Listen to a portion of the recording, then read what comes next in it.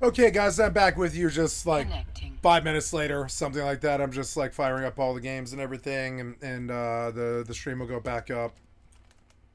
I make sure that all the stuff is running and YouTube is ready to receive me.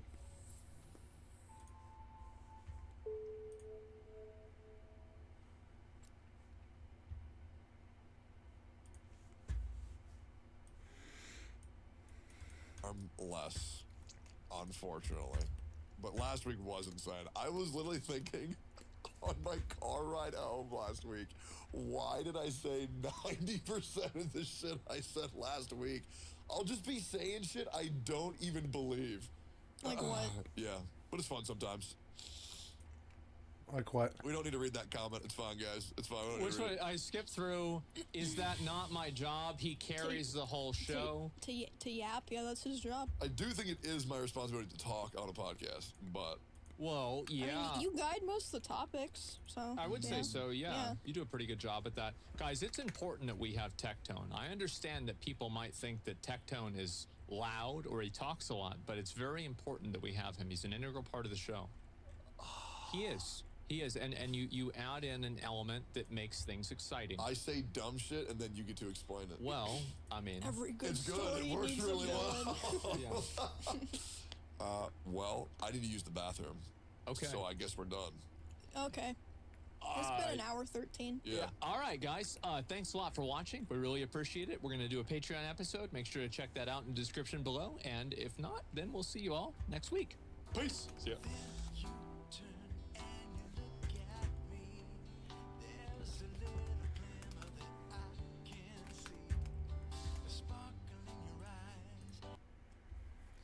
Uh...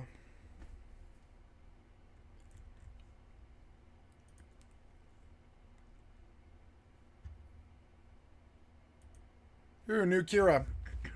Talking today about Assassin's Creed, Ubisoft, the absolute epitome of failure for such a huge company. Hi guys, sorry about that. Had some kind of sound error going on, but I believe I've probably fixed it now. Oh.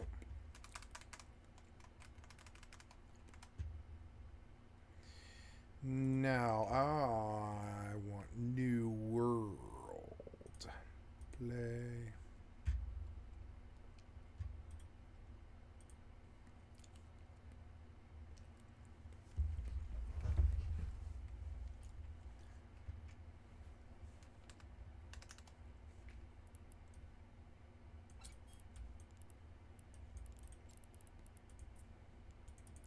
Look, see, there's 11 million that I can get without being harassed, and that's the main thing. I don't care if the money's low. I'm paying for the yearly anyways, so that's all money that eventually just stacks up. I gamble with it, I buy things.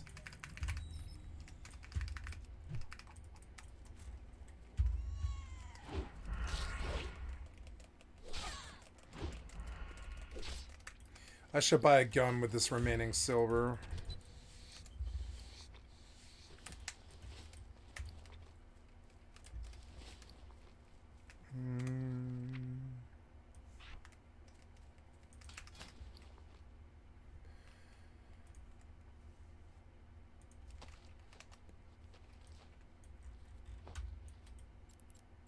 You create light leather.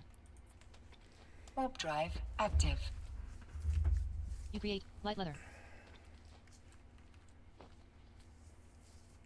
You create light leather. You create light leather. You create light leather. Oops. You create light leather. You create light leather.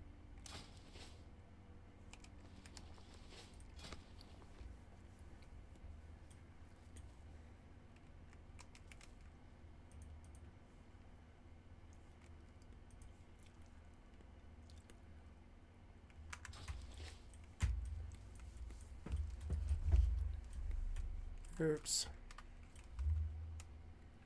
Oh, there we go.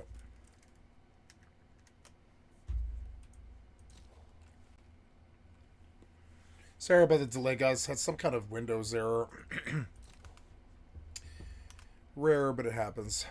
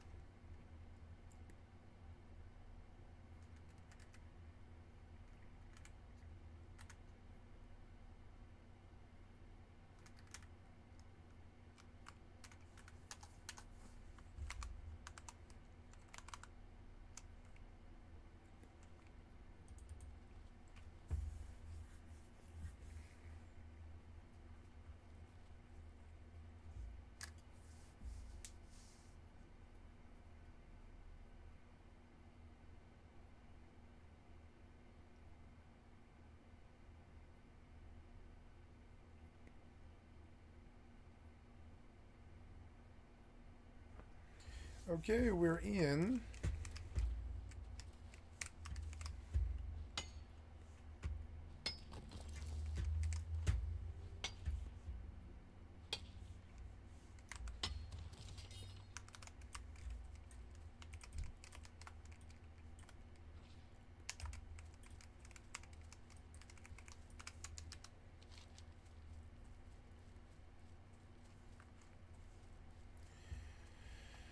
I guess it makes more sense to go take the ones from the east because I have a turn in there and then go all the way there to the northeast. I have all kinds of walking already to do right now.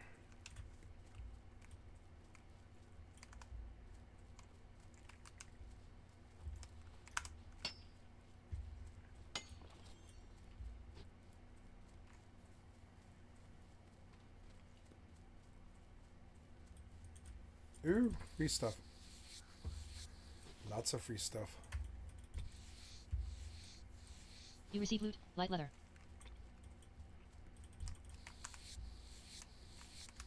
You receive loot, ruined leather scraps. Video game franchises and years of I guess previously success, but now of course mediocrity or worse. And basically what's been going on, because there's been a lot since the last video I made on this. If you didn't watch that, there was some hilarious shenanigans with one of the minor shareholders calling for essentially a hostile takeover of the company, calling for other investors to join with them and to out the CEO, who was, you know, him and his brothers have been in charge of Ubisoft since the beginning of the company, I do believe. It's essentially Ubisoft is their baby, and they were saying, you know, we need to get them out of there because the company's failing. And it is. The company's failed horrendously. It's actually been really bad.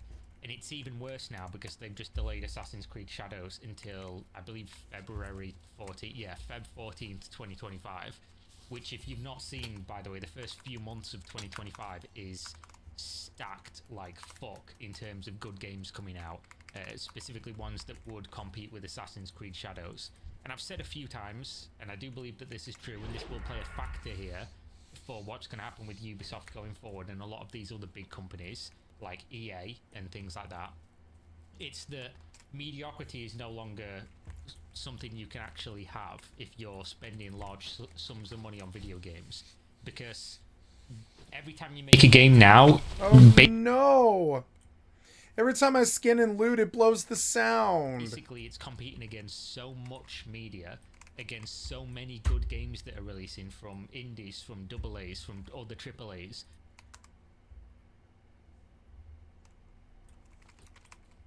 From quadruple A's, as Ubisoft wants to put it. Oh, I'm cursed. My heart belongs to Tommy Joe's. Damn it. The fuck was that?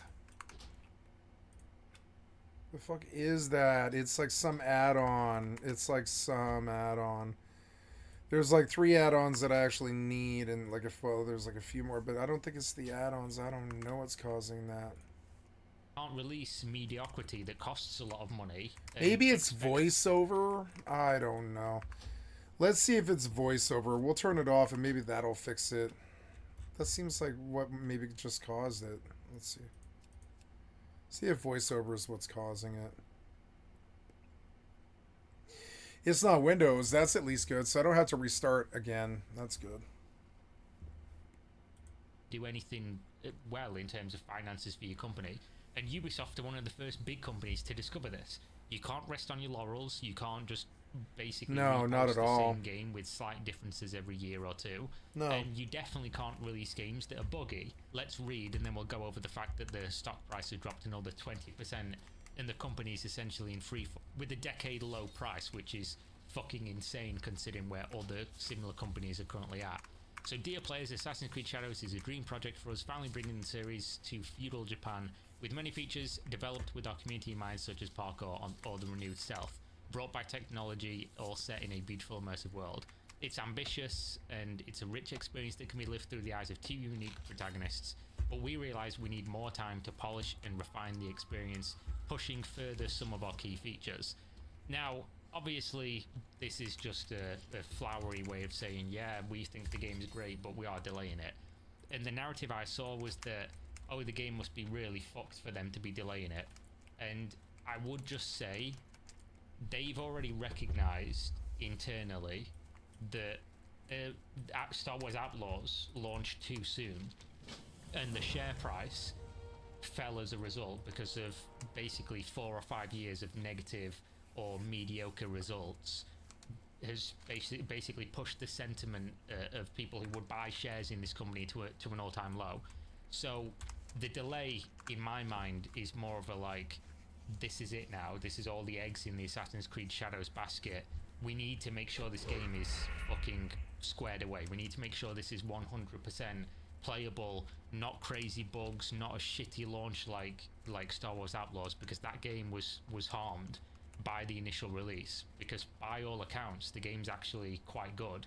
It's just that it had a bad launch and it was rushed. It needed at least probably 4, 5, 6 more months of development to get it to the stage where it could have released and probably done considerably better than it did. Now, Assassin's Creed being their biggest franchise, I'd argue, they can't afford a repeat of that. Like, literally can't afford a repeat of that, because the company is fucked.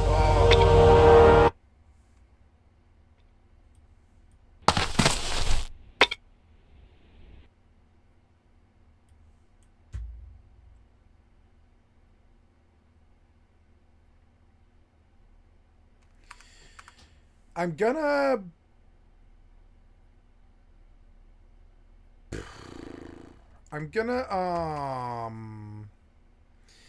back up some WoW folders and reinstall.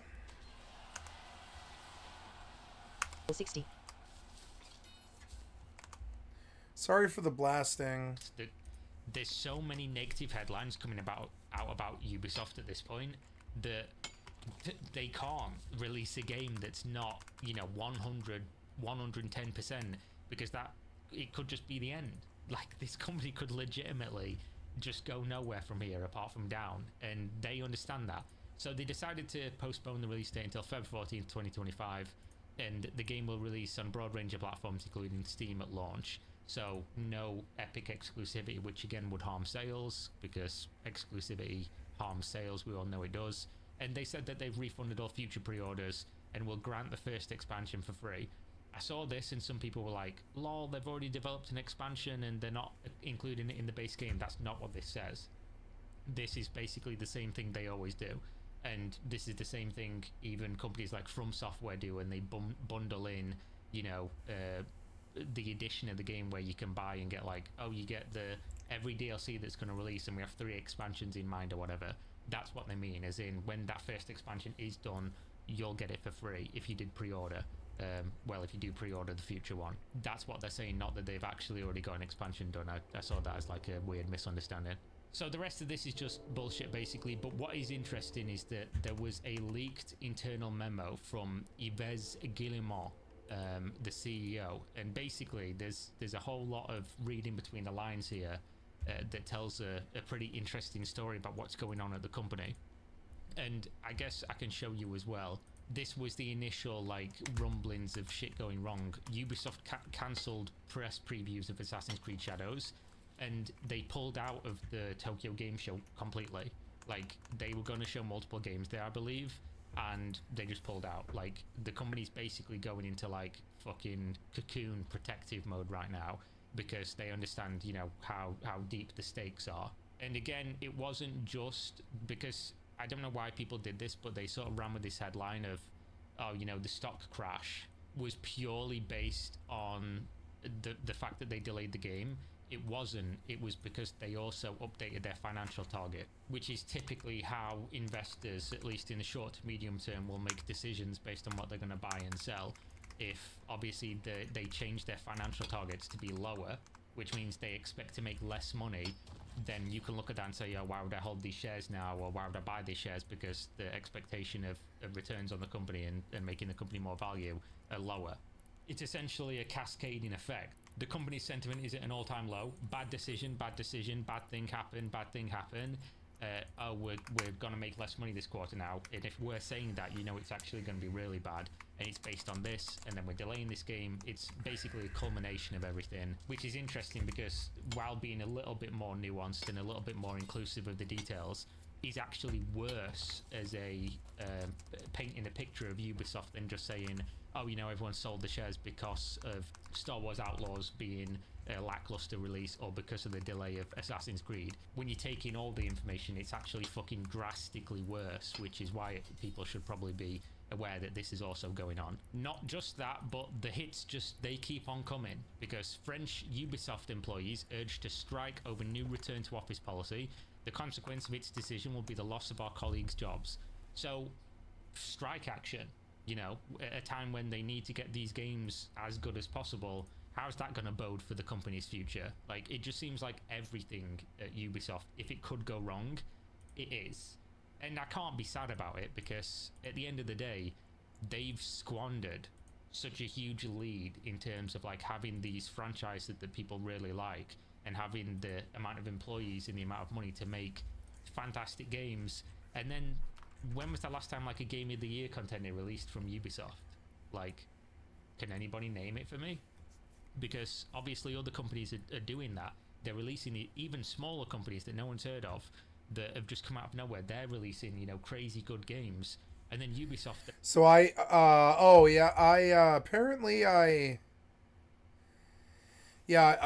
repaired my install, so let's see if this keeps happening. If it does, I'll just full-blown preserve my mod folder and just go in and just reinstall entirely, which will probably fix it. I would think it probably would. Anyways.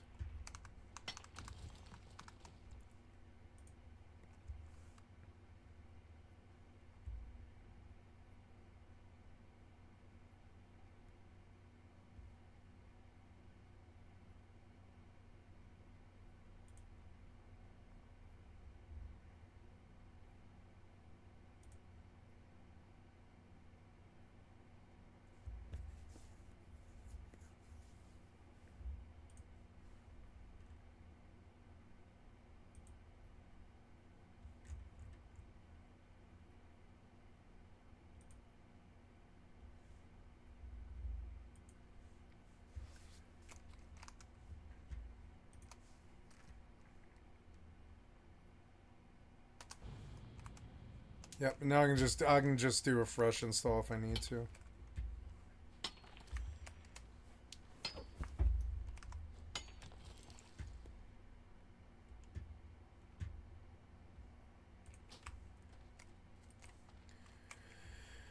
Alright, let's listen to this and see if all this talent, all this money, these franchises that are world known. Oh no, what happened here?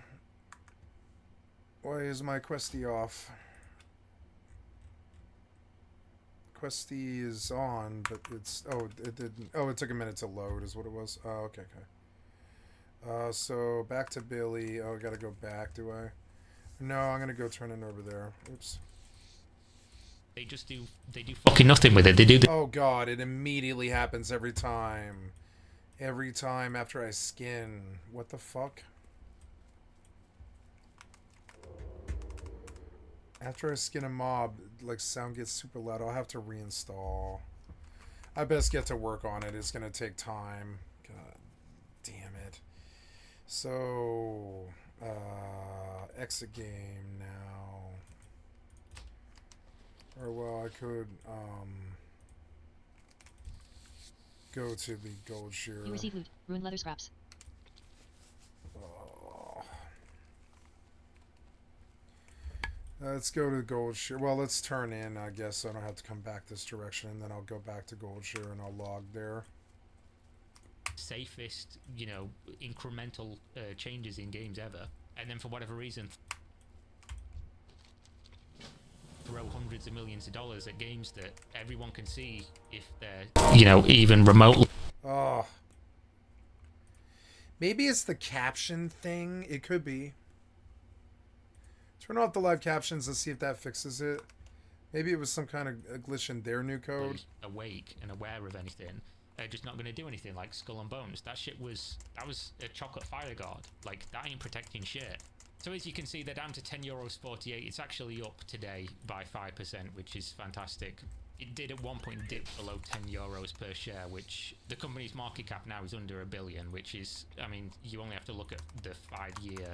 It was 8 times more valuable like 3 years ago. So they're having a fucking rough time.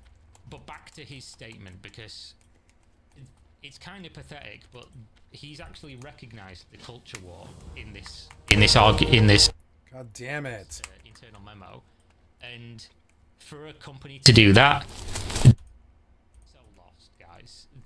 They're so lost. Some people are going to argue that, Kira, you're just downplaying how big of an impact the culture war has on video game sales and stuff. I'm not. I don't think it has as big of an impact as. I think I've been dodging this reinstall like for like a week, because they just completely patched the game, and all my mods broke, and now people think. Now it's unplayable. I'm gonna have to reinstall.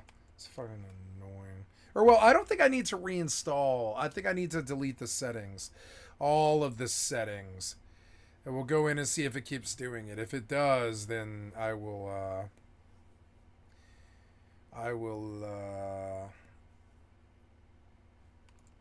yeah, so now we're gonna go have you direct me to the folder, show and explorer. Yep, classic era, classic and classic era. What's the difference between classic and classic era?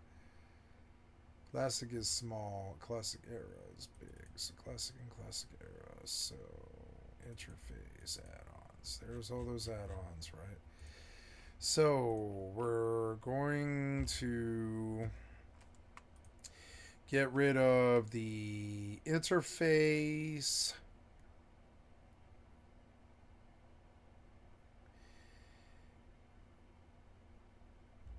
The cache and the WTF. Nope. Yep. Delete.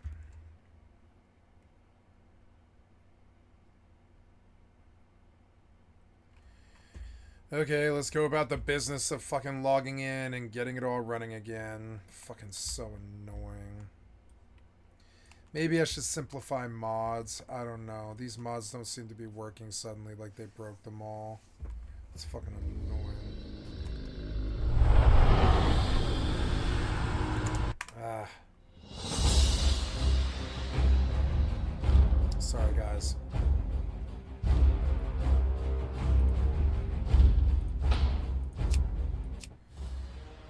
There.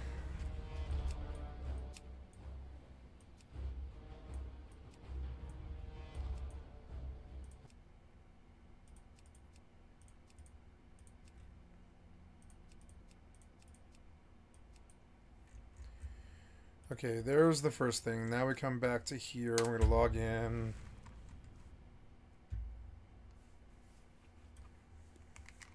Okay, good. So, nice solid 120. We're going to go, first thing we're going to do is we're going to take a look at graphics here, and we're going to say all the way to Yeah, we're gonna scale this down. Use the UI scale. Yeah.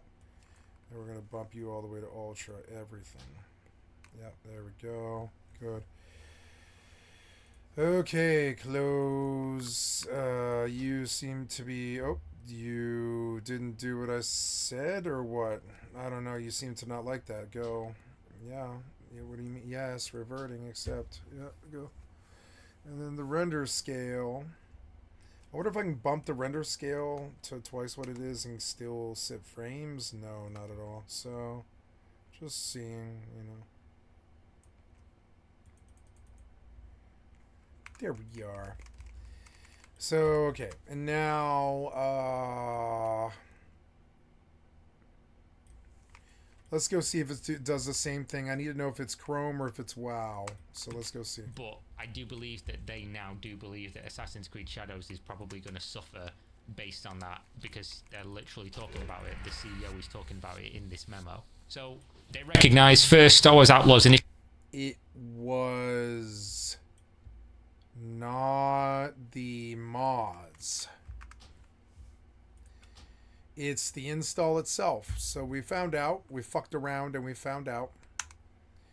So we're going to come out of here. Yep. Yeah, we're gonna completely reset the in-game options, I guess.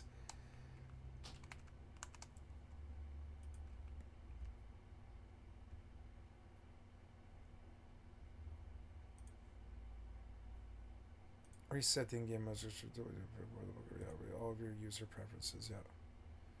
And then go back in and see if it does it again. Wow.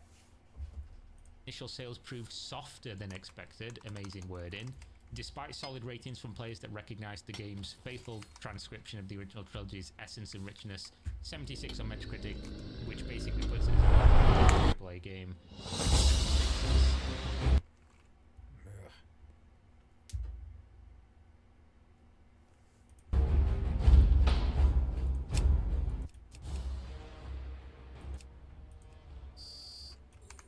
What's this?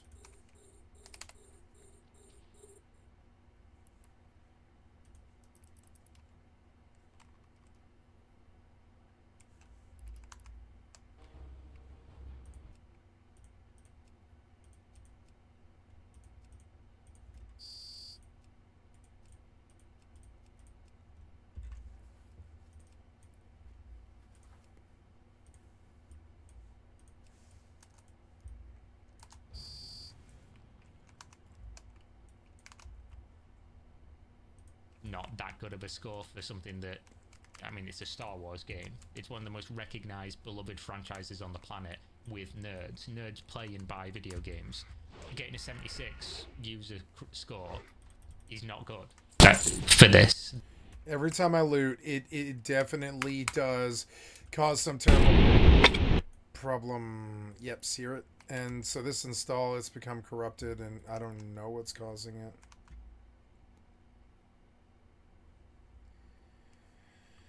Alright, uninstall. I'm gonna go back to the folder too and watch what you do. Yeah. Fucking annoying.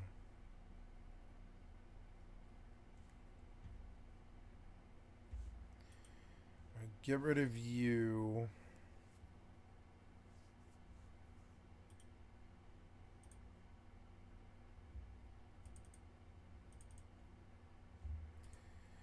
No, I don't even really want that stuff. Data and indices and stuff. Yep, no. I'm gonna back you out, bitch. Yeah.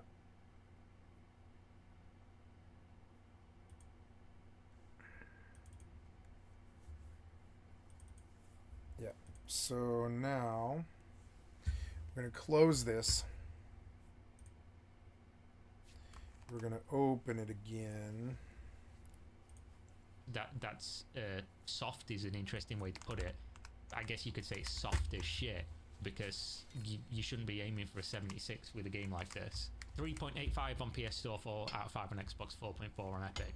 While players praise the details, the sense of detail and the beauty of the graphics, the effectiveness of the reputation system, and endearing characters like Nyx, some also noted areas of improvement. Yeah, the game was rushed. The development teams are already hard at work on this, focusing on save issues, stealth mechanics, more frequent quest checkpoints, and better NPC AI. I'm confident that these updates will significantly improve the player experience by allowing us to deliver on its promise, making Star Wars Outlaws a must-play game and long-term seller. In parallel, the publishing teams and developers are closely collaborating to increase the engagement with the game and boost player acquisition during Black Friday and the holiday season. The thing is, with single-player games, and I said this in the last video about Ubisoft, but it's just true about the industry, you've got, for a AAA priced game, you've got precisely one opportunity, one chance. You know, if you miss it, you've kind of fucked up, because these games have to eventually go on sale, and if they're not something that people are raving about, that people are saying, oh, this is a game of the year contender, this is amazing, you'll get some sales, of course, for something that's as recognized as a Star Wars game would be, but you're going to get considerably less sales because people will just wait now. Again, people are getting more and more patient, not due to the fact that they are changing, but because the industry has changed, and there is just so much choice now. You've got less exclusivity than ever. You've got the blockbuster PlayStation games releasing on PC a year or two after, sometimes day and date. You've got Xbox games, all Microsoft games on PC day and date. You've got less exclusivity across platforms. Epic exclusivity is less prevalent than it was a year or two ago. You've got better indie games than ever. You've got better AA games than ever. You've got every time a game comes out, it's in the history books of another game you can go back and play. You've got sales happening constantly. And that's just talking about games, which obviously there's more media than ever in terms of TV shows to watch, books to read, animes to watch, movies to watch. If you release a single player game that's priced at a AAA price point, and the game doesn't immediately take off, and word of mouth doesn't spread that this game's a must play immediately, it doesn't matter if you fix the game in the short term. People are just going to wait. If they waited 1 week and they've waited 1 month, they can wait 10, and a lot of people do. So you'll make less money. This is what I don't understand about these big companies and how common sense this seems to me. Maybe I'm wrong, but it seems very common sense that as opposed to pushing a game out to meet a quarterly goal and risking the game failing, why not make sure the game actually does well with the one opportunity that you get? And obviously Ubisoft are finding out the hard way that this is just the case. In today's ultra competitive market, players expect extraordinary experiences and ultra polished games on day one. I mean, yeah, he's recognizing it in the next sentence that it is what it is. Like, that's what the industry is now. We need to continue to improve when it comes to fine-tuning our games and delivering outstanding gameplay. This is what will enable Ubisoft to create the best games in the industry. Consequently, I mean, so I guess the narrative of like, oh, it's actually, you know, really bad. They are basically saying it here. We need to make sure Assassin's Creed is polished day one, because now we do recognize, like, we've just had an example of a game we thought was going to do gangbuster numbers, and it's basically failed from their estimation. We need to make sure it's playable, high quality, and has all the features the team wanted to integrate into this ambitious experience. This unusual decision at such an advanced stage is motivated by our desire to offer an optimal experience from launch on all platforms and various PC configurations, and to remove the small frictions we typically use to address in post-launch title updates. We will also use the extra time to complement the experience with a few high-impact secondary quests that will bring even more memorable moments. So, realistically, good news for gamers, because the game is going to be better. If you were going to buy Assassin's Creed Shadows, the delay means the game's probably going to be better than it was going to be. So, cool, yeah. Additionally, as a result of listening to player feedback on other topics, our new releases, starting with Assassin's Creed Shadows, will again be available on Steam on launch day, in addition to being available on first parties, Epic's, and Ubisoft's Play Store. So basically, like, previously where the game would have come out on Epic with an exclusivity deal, and as well as on Ubisoft Store, now it's going to be on Steam, which means they'll make less money, but they'll sell more copies, so it should recuperate. But this is another one of those things that companies are finding out. If you don't put the game where the gamers are, they just won't buy the game. They'll wait, because they know eventually it will come to Steam. It's the argument of, like, people saying, oh, you know, you buy a PlayStation because PlayStation has cool exclusives. they're exclusive now for a year or two, and then you get them on PC. There's really no point in needing to buy a PlayStation. If you are a PC person, obviously, there's a reason to buy a PlayStation if you're a console gamer. For Assassin's Creed Shadows, all players will have access to the game at the same time, so this is confirming that there will be no early access launch, which again is another thing that people can point to and say, it's just, why are you doing this in single-player games? It's shit. People don't like it. It makes you look stupid. And those who have pre-ordered the game will get the first expansion for free. Beyond the first important short-term actions that I've outlined above, the company's top management will focus on accelerating the improvement of our production, communication, and publishing practices and processes in close collaboration with all these teams with the objective to put players at the heart of all our decisions. We will regularly update you on the progress we're making. And then, this is the very interesting part, that they're bringing this up in a fucking internal memo from the CEO to the staff. Lastly, I'd like to address the recent polarized coverage around our creative choices. They're talking about Yasuke being the Black Samurai, which obviously has got people very upset. You might ask my opinion. I don't think it's worth really getting into in this video, other than I don't give a fuck. The guy could have been an alien for all I care. It's a work of fiction. I couldn't care less. People will obviously argue that, like, oh, but they're saying it's you know, historical. And if you've ever played an Assassin's Creed game, they say they're all historical. They're not. Ridiculous. It's like when a movie starts and it says this is based on a true story. It doesn't have to actually be a full 100% historically accurate true story. There's elements of it that are historic. The rest of the game is not. Like, there's literally alien artifacts and, like, mythical beasts and stuff in the game. It's not historically accurate. And in terms of Yasuke being a samurai or not, from what I've read, there's conflicting information on this. Some people that are experts say yes. Some people that are experts say no. Some people say there's a big conspiracy here with somebody basically being paid to make stuff up and edit wiki articles. What I've read is historical experts that basically show the documentation and say he was given a stipend, which would, in that period of time, as well as carrying swords for the guy, would potentially have made him, like, essentially a samurai. Some people argue no, some people argue yes. My stance on it is I'm not an expert, and I'm not going to read random people on social media who aren't experts saying one way or the other. To me, it makes no fucking difference. I literally couldn't care less. I'm not Japanese. I'm not going to get offended on other people's behalf. Yasuke's been called a samurai in Japanese media for ages. He was called a samurai in games made by Japanese studios, and they were perfectly fine with it. And then now suddenly it's a big deal. I just don't give a fuck. I don't care. I don't care that the new Ghosts of Tsushima game has a female character. I don't care that Dragon Age Veilguard has X, Y, or Z. I couldn't give a fuck. I judge media based on how I play the media, how I watch the media. Is it good? Do I enjoy it? If I do, cool. If I don't, then I'll engage with why I didn't. And typically, like, oh, this character is this thing, this character is this label.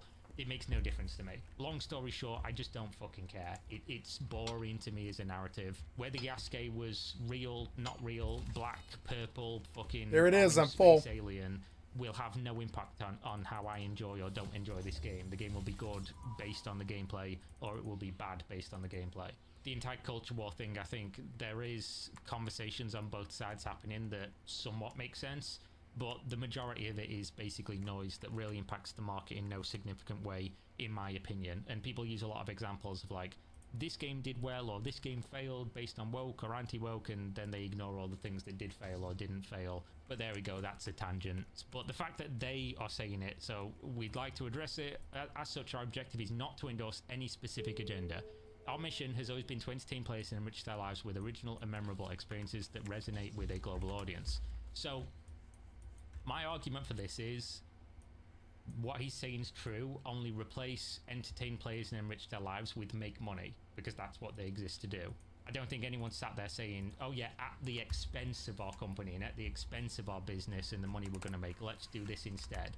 I think more common sense would be the political pendulum swings in both directions over time, and currently there's obviously a left-leaning bias in media in terms of what's represented and accepted on social media and in tech in general, because a lot of creatives are left-leaning and they are very liberal.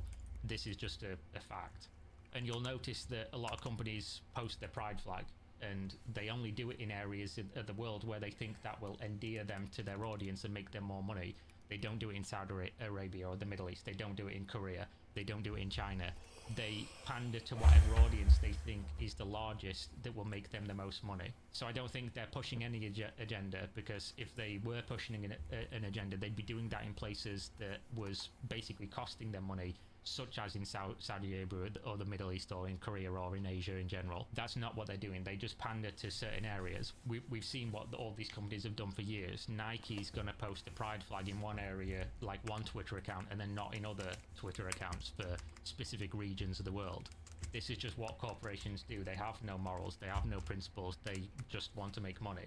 So if they think the majority of people out there, based on market data or whatever, whether it's right or wrong, or whether the pendulum's swinging in the other way, or maybe they've gone too far on certain things, or whatever it's going to be, whatever the reason we can say, they believe, using some data or interpretation of the audience, that if they are going to pander or do something that people would see is an agenda, it's with the express purpose to make money, not to push anything that they care about. Like, I guess that's the easiest way to put it. Either way, this setback should not discourage us, but serve as a learning experience and drive us to act even more quickly. More than ever, let's continue to believe in our ability to bounce back while approaching the challenges we face with lucidity and determination.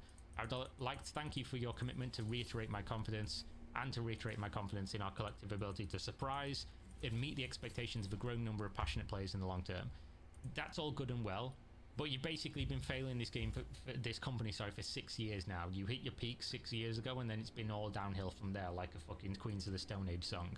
You're at a 10-year low, and it's great to say, like, oh yeah, you know, we can definitely deliver, blah blah blah. You've had 10 years, mate. Like, you've got to really do something now. Words are all fine and well, but if it doesn't translate into increasingly better products, then you're just fucked, which is fine, because it's not like they didn't get opportunities to. It's not like they didn't have every chance to continue to grow to be one of the biggest publishers and one of the biggest game developers on the planet and continue their foothold that they had in the industry.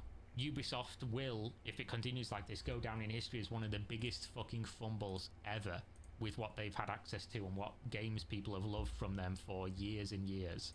And it will be thoroughly deserved. The ball's been in their court the whole time, and they've been fucking dribbling in the corner, and I don't mean with the ball, they've just actually been dribbling all over themselves. By the way, that's the Assassin's Creed update. I'm sure I've missed some stuff. I have like a million tabs open. Apparently the board is also launching an investigation into the company struggles, so I'm sure they're going to find some interesting things like, yeah, we're fucking useless. Either way, I'll keep up with this, and I'm sure you will, because it'll be all over social media when inevitably the game comes out and it's either good or it isn't. And there we go. Thanks for watching. As always, go buy Game Subs, link in the video description, and suggest me content if there's something you want to see covered, either Discord or Twitter, whatever it's going to be, and I'll see you next time. Peace.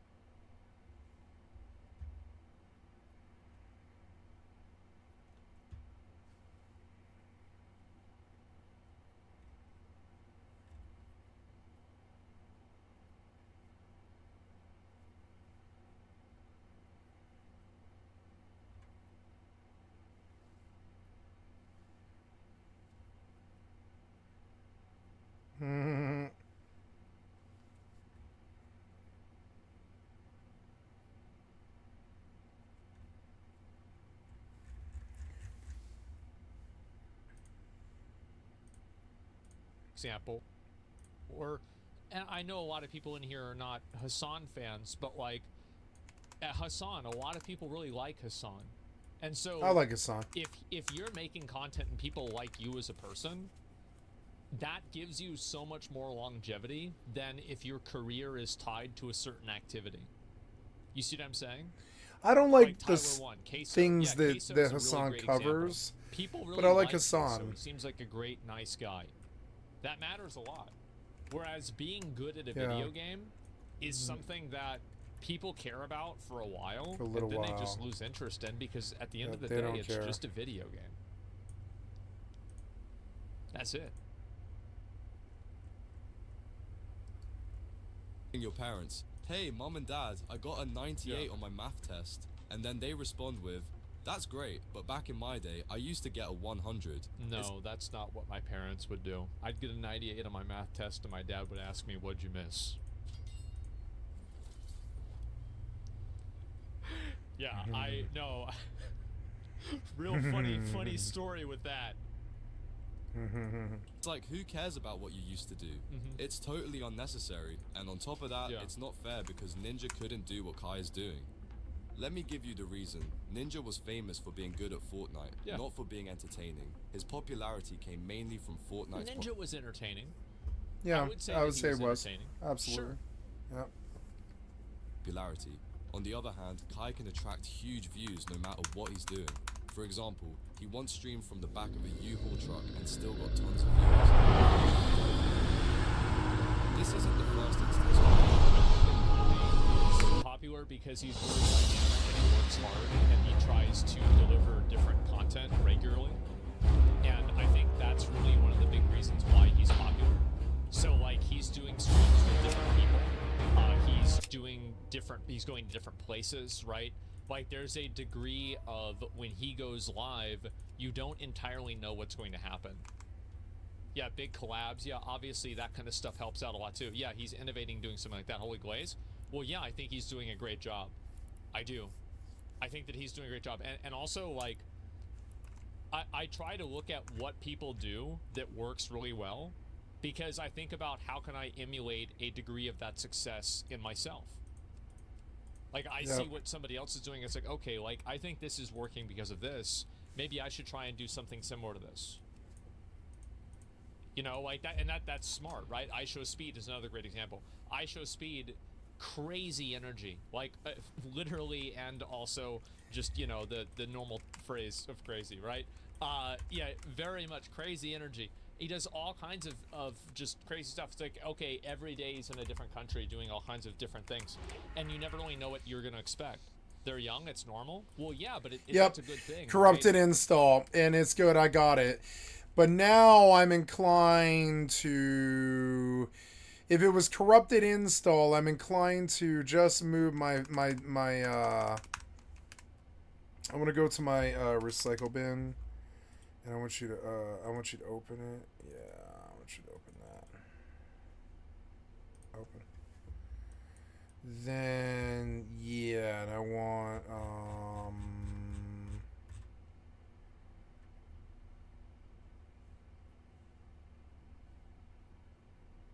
at 8:47 p.m. Yeah, that was like so now I want you. What happened to you? You're blacked out. I want you to close. Oh yeah, definitely block that, please. What the fuck happened here? Yeah. So now we go back and we open this again. And we close, exit. I'm going to have to redo my settings, but I was going to have to redo that anyway because they had like a whole bunch of mods just broke like 3 days ago and now it's like causing us time. And that's alright, but it's annoying.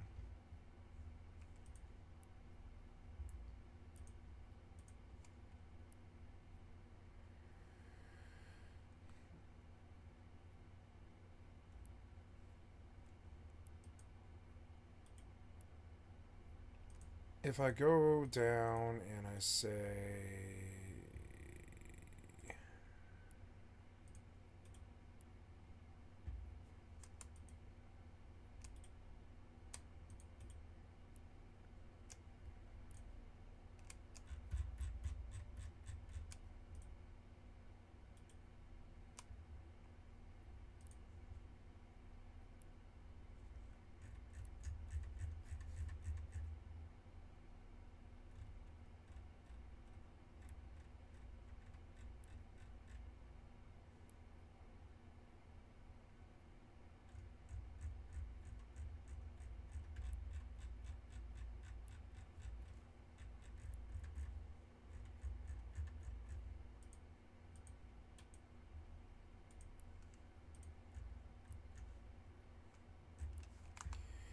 Okay, and now we go back in.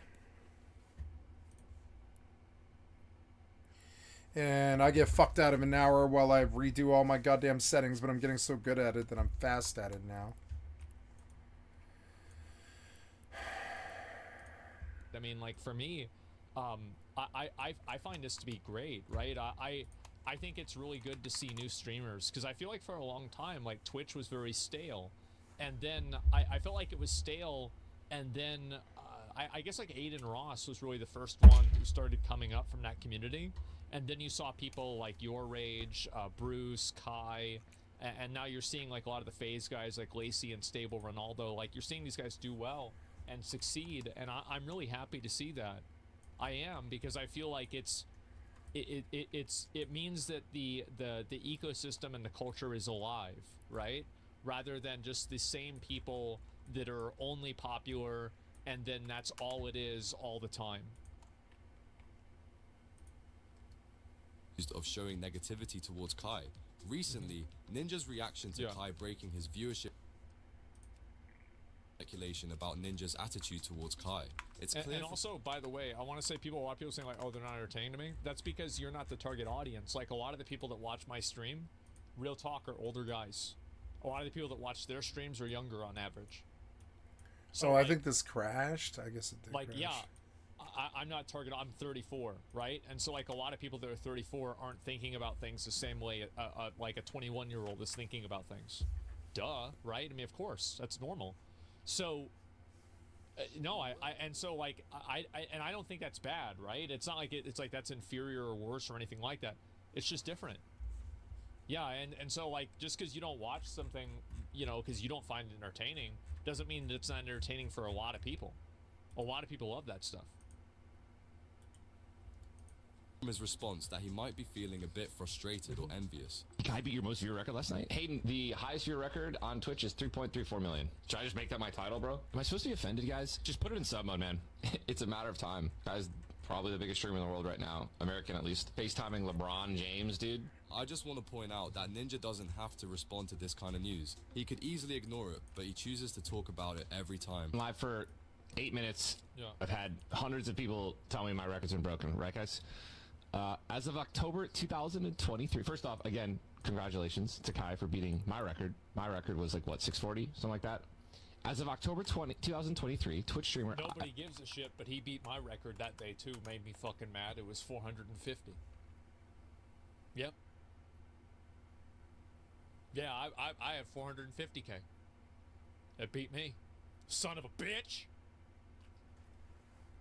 iBuy holds the record for most concurrent viewers on a Twitch stream with 3.44 million. So, almost there, guys.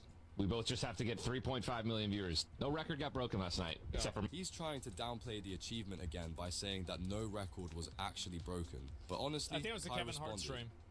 Here's the thing, okay? Bro, here's the thing, right? Here's the thing with Ninja, bro. Here we go. And this is the most respectful way possible, okay? I don't blame Ninja for being mad at like people coming in his chat and saying that and spamming that shit like that. You feel what I'm saying? Yeah, they're just agitators, and they actually like, and that's also like it's real good. Like I remember whenever this happened, I talked about this. Is like it's real good that Kai like acknowledges that active. Because like the truth is that like the people that are coming into Ninja's chat, they're probably not even Kai fans. They're just like Ninja anti-fans. They don't like Ninja. Like they don't give a shit about Kai. They're just there to talk shit about Ninja, and this is the way that they're doing it.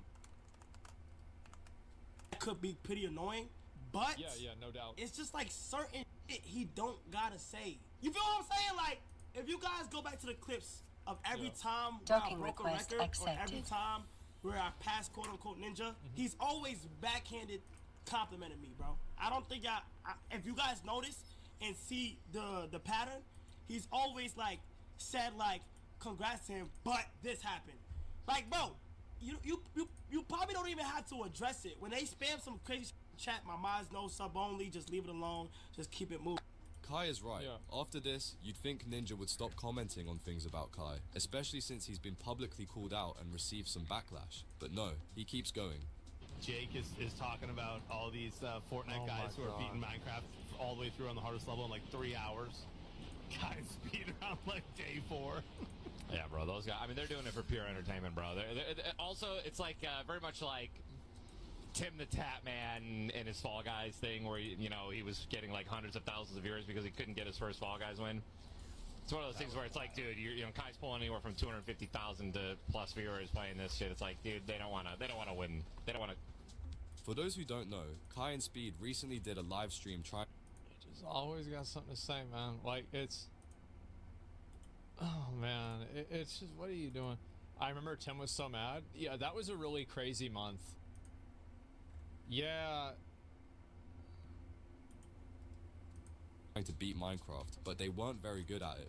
In one clip, Ninja was basically saying that Kai and Speed were dying on purpose for the entertainment. While Ninja wasn't saying anything extremely negative, it feels like he never has anything good to say about Kai. From Kai's point, it feels like whenever he does, there's always a qualifier. You know, it's good for, you know, it's good, but if I was, you know, or except, but, it's one of those things, right? To view, that must be really frustrating. Imagine another streamer constantly criticizing you even when you haven't done anything wrong. Kai responded to Ninja's comment in a way that Ninja probably didn't expect. I knew y'all gonna be back. You dying on purpose to keep the stream going? What's up? Dying on purpose? What you dying on purpose? Hey, with the big camera. Who's a dying on purpose? Ninja. You ninja. You talking about if I'm dying on purpose and shit. You think I want to be playing Minecraft for 5 days? You gonna get on your ass too, ninja. Everything I do, you riding dick. Yeah. You. When I say, you say ninja. Ninja. So Ninja, man, you need to stop talking about Kai and just focus on streaming. Find ways to... The problem is he takes it too seriously, right? I mean, like, who cares? It's like, that's it. Yeah, I had to learn to not take it so seriously. I did. I was like, nope. I think it spawns like a different audience and everything. It's kind of crazy. You cannot take it that seriously. You just can't, you know? It's funny. Like, yeah. I feel like people, like, when you lose when you start to take shit seriously. And, like, when you don't take things seriously and you just try to have fun and just pace yourself and enjoy yourself, everything's fine. But, like, the moment that you try to make everything, like this serious thing that matters, like, why so serious? Exactly. Like, yeah, just take a step back. Like, it's just entertainment. It's funny. Entertain people rather than just being known for hating. If you enjoyed the video, please like it and subscribe. And don't forget to share your thoughts on the comment section below.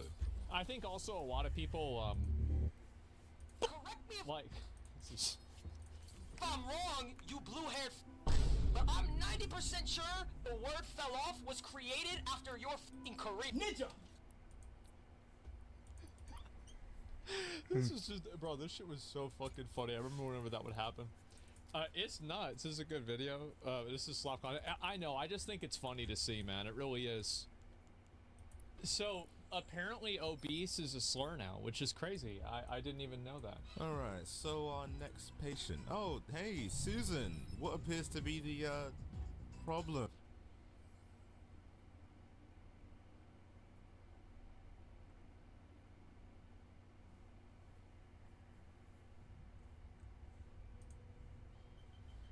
Okay, that was that whole bent.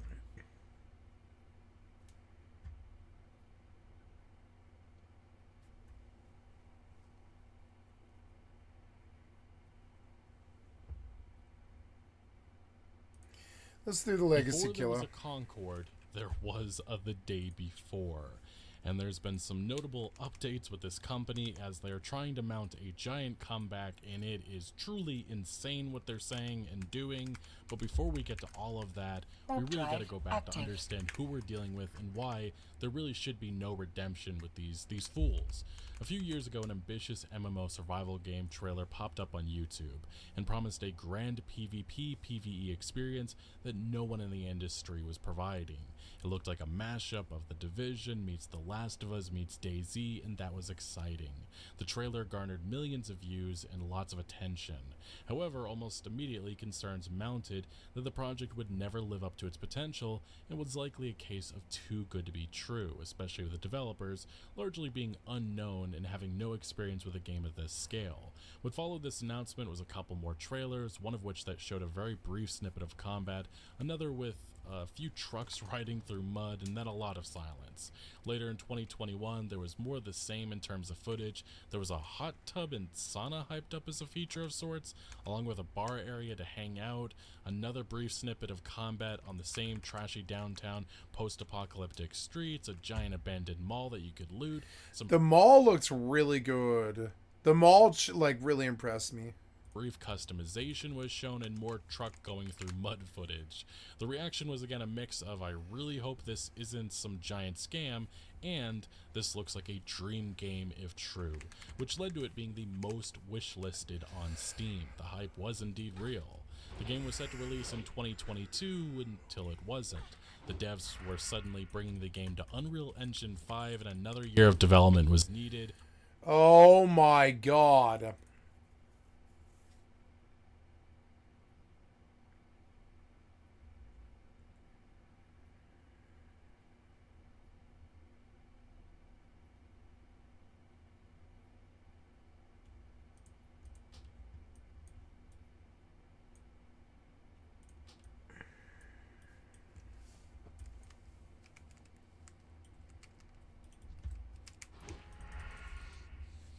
Around this time also is when controversy really started hitting this game, as it was exposed the devs were trying to get unpaid volunteers to assist in the development of the day before.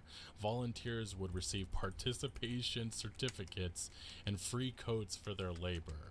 Jesus, not great. To 2023, the game was set to launch until it wasn't. Delayed 9 months because of supposed trademark issues, which later the devs said was always the plan. The game was also delisted briefly from Steam because of these issues that initially the devs... Oh no.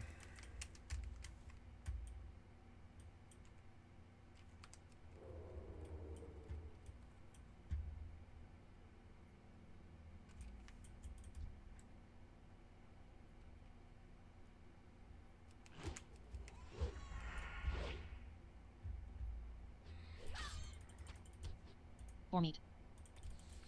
There's wraps. Something about skinning? I don't know. Let's turn off all of the mods. I thought it might be the skinning, but... What the hell? What?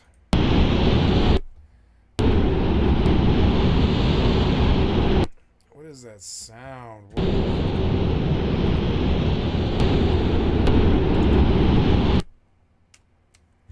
What the hell?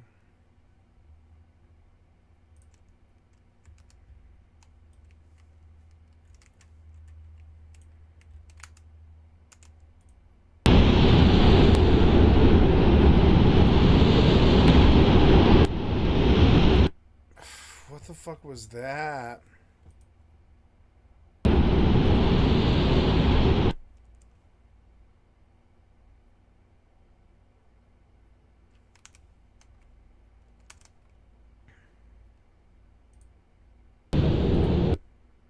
What the fuck?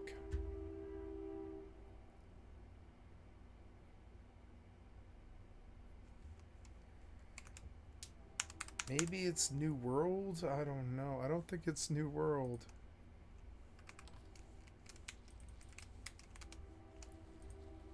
Launch until it wasn't. Delayed 9 months because of supposed trademark issues, which later the devs said was always the plan. The game was also delisted briefly from Steam because of these issues that initially the devs blamed on a bug. It was a mess. They also began hyping up raw gameplay to fight accusations of it being a massive scam. They also did an interview with IGN saying that the lengthy delay would give them the extra time needed to better prepare for the release and make the overall improvements for the game.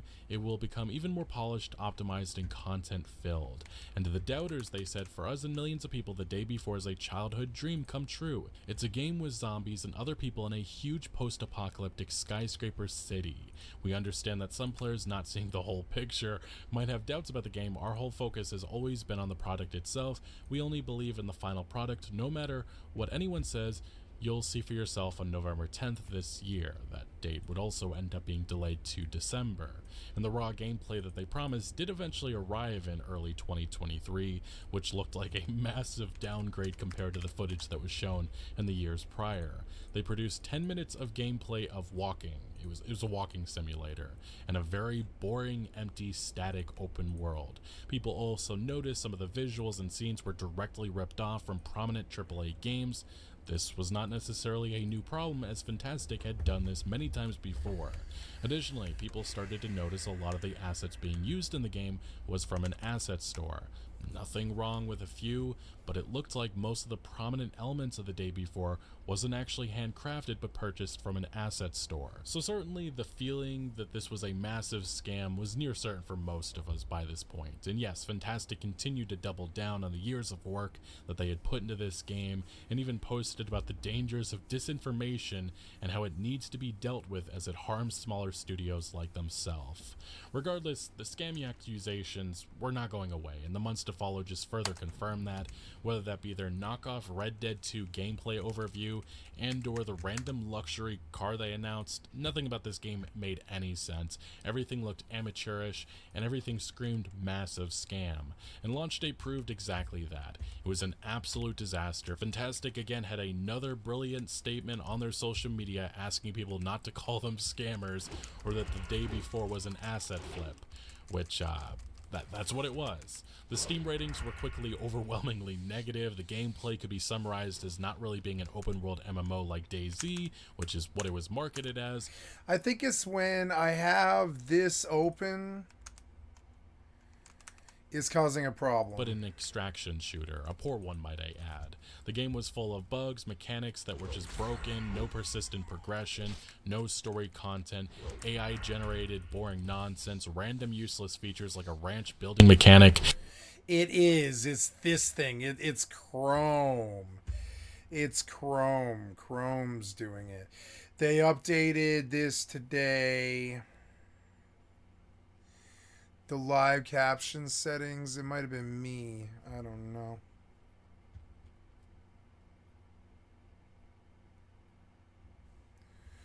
Okay, well now we know. Okay, that's okay. I don't know. Because when it's over here... Looked and sounded stupid. The world was empty, boring, and static. No weather effects. Nothing at all like the original footage. The zombie AI was dumb as bricks. Even finding a zombie was difficult. There was lacking UI. The in-game economy was a mess. It is that. So they updated the Chrome code today, and now it's got issues with its little box with this game. I guess in only this game. It's weird. Thank God I didn't lose any of my settings or anything, and I can just go back to what I was doing. That's a lazy, stupid animations, barely functional gunplay, constant... Oh. Something about it. Oh. No, I don't think it's Chrome. I think it's WoW.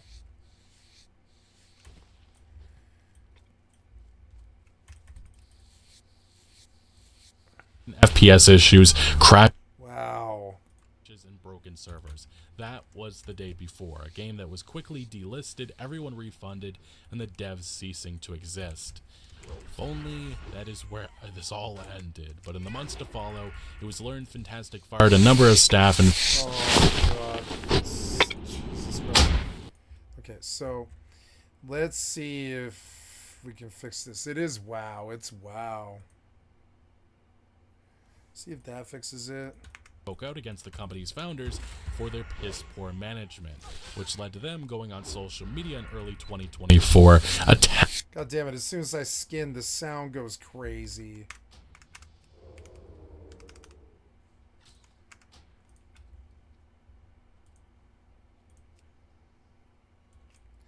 If I turn the master to 0... Oh, there's somebody walking around in this game, okay.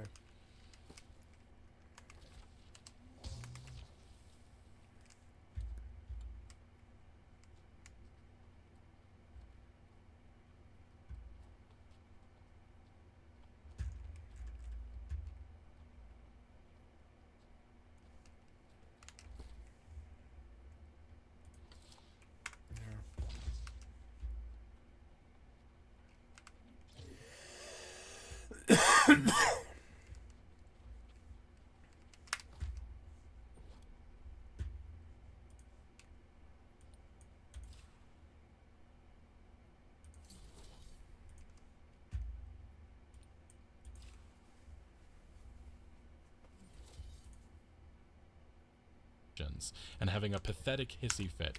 They said everyone on their team actually loved them and they were fantastic employers.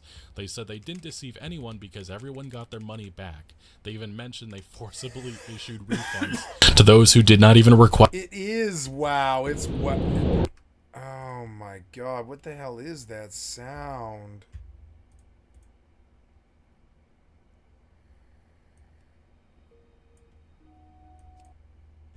Oh god, what's going on?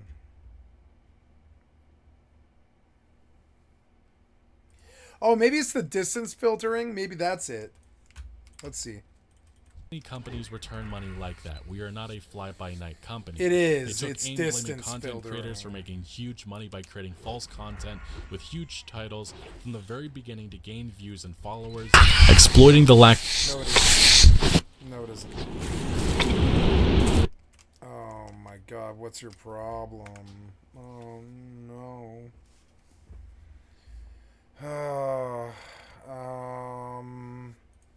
I think it's the mods.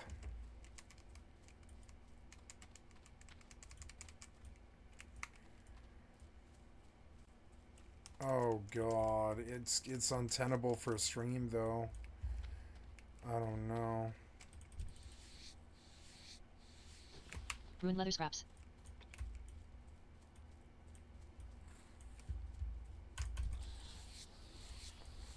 You receive loot. Ruin leather scraps. You receive loot. Ruin leather scraps. Wow. Maybe it's TTS. Text to.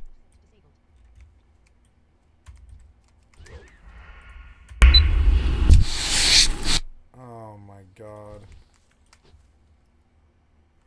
What is going on? Wow.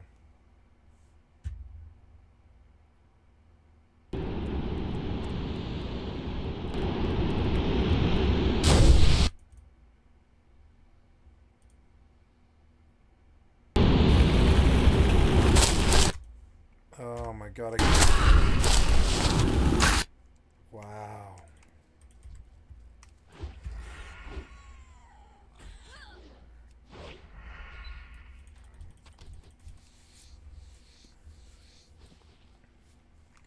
Wow. Well, I don't want to blast you guys out anymore. So, I don't know. Maybe we'll call this game a loss, I guess.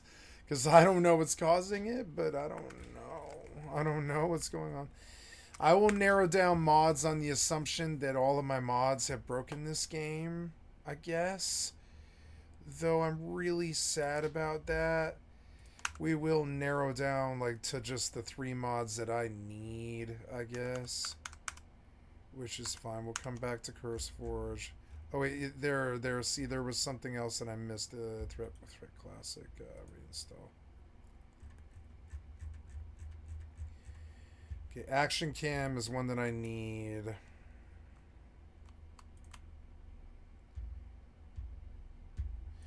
I don't need that one. I do need that one. Don't need that, don't need that, don't need that.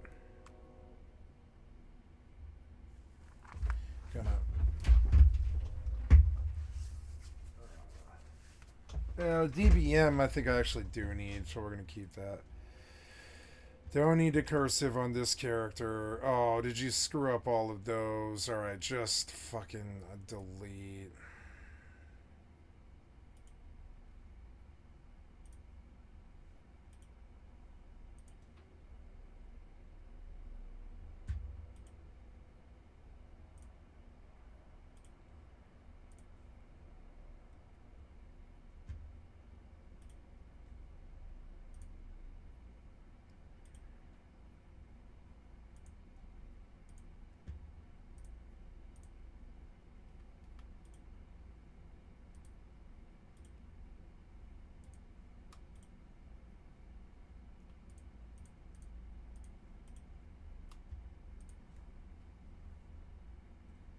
I guess you can't multiple. It doesn't like it. Fucking so annoying.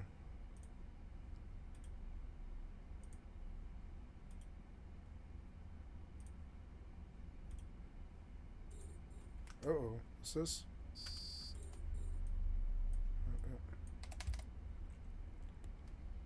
There's an orca on top of me. Whisper Aquilen. What is that about? Am I fool? No. Approach.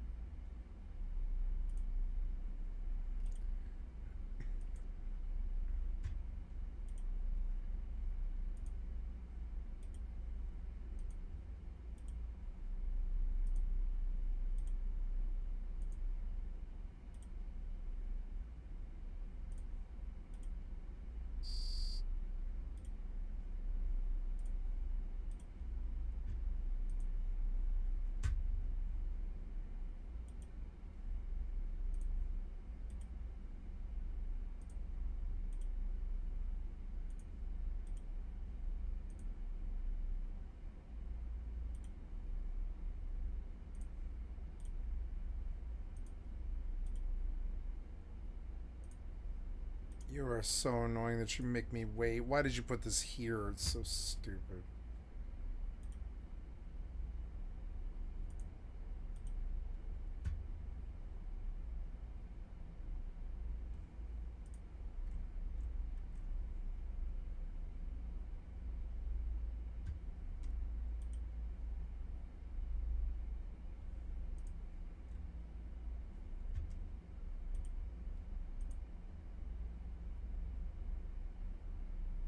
I don't know. I don't think I need matrix maps.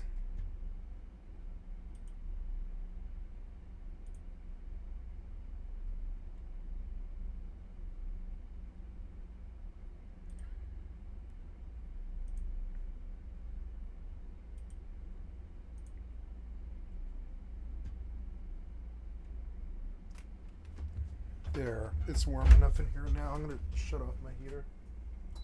There we go. Got cold in here. Crack Quartz, Quest TTS. I like Quest TTS, but I don't think I need it. Questy, Rare Scanner is helpful. Yep, Sexy Map, Speedy Auto Loot. TomTom's not working. Let's get rid of that.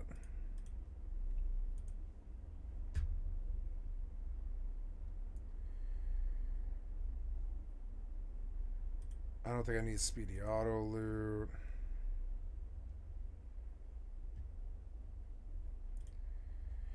Unit scan looks broke.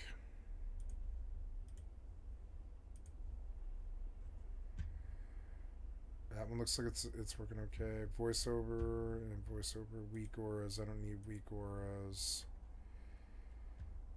Why quick link is not working. Okay, let's try that. Let's see if maybe that fixes. Oh, I'm not mining. Why? Oh, because you jammed me. Damn it.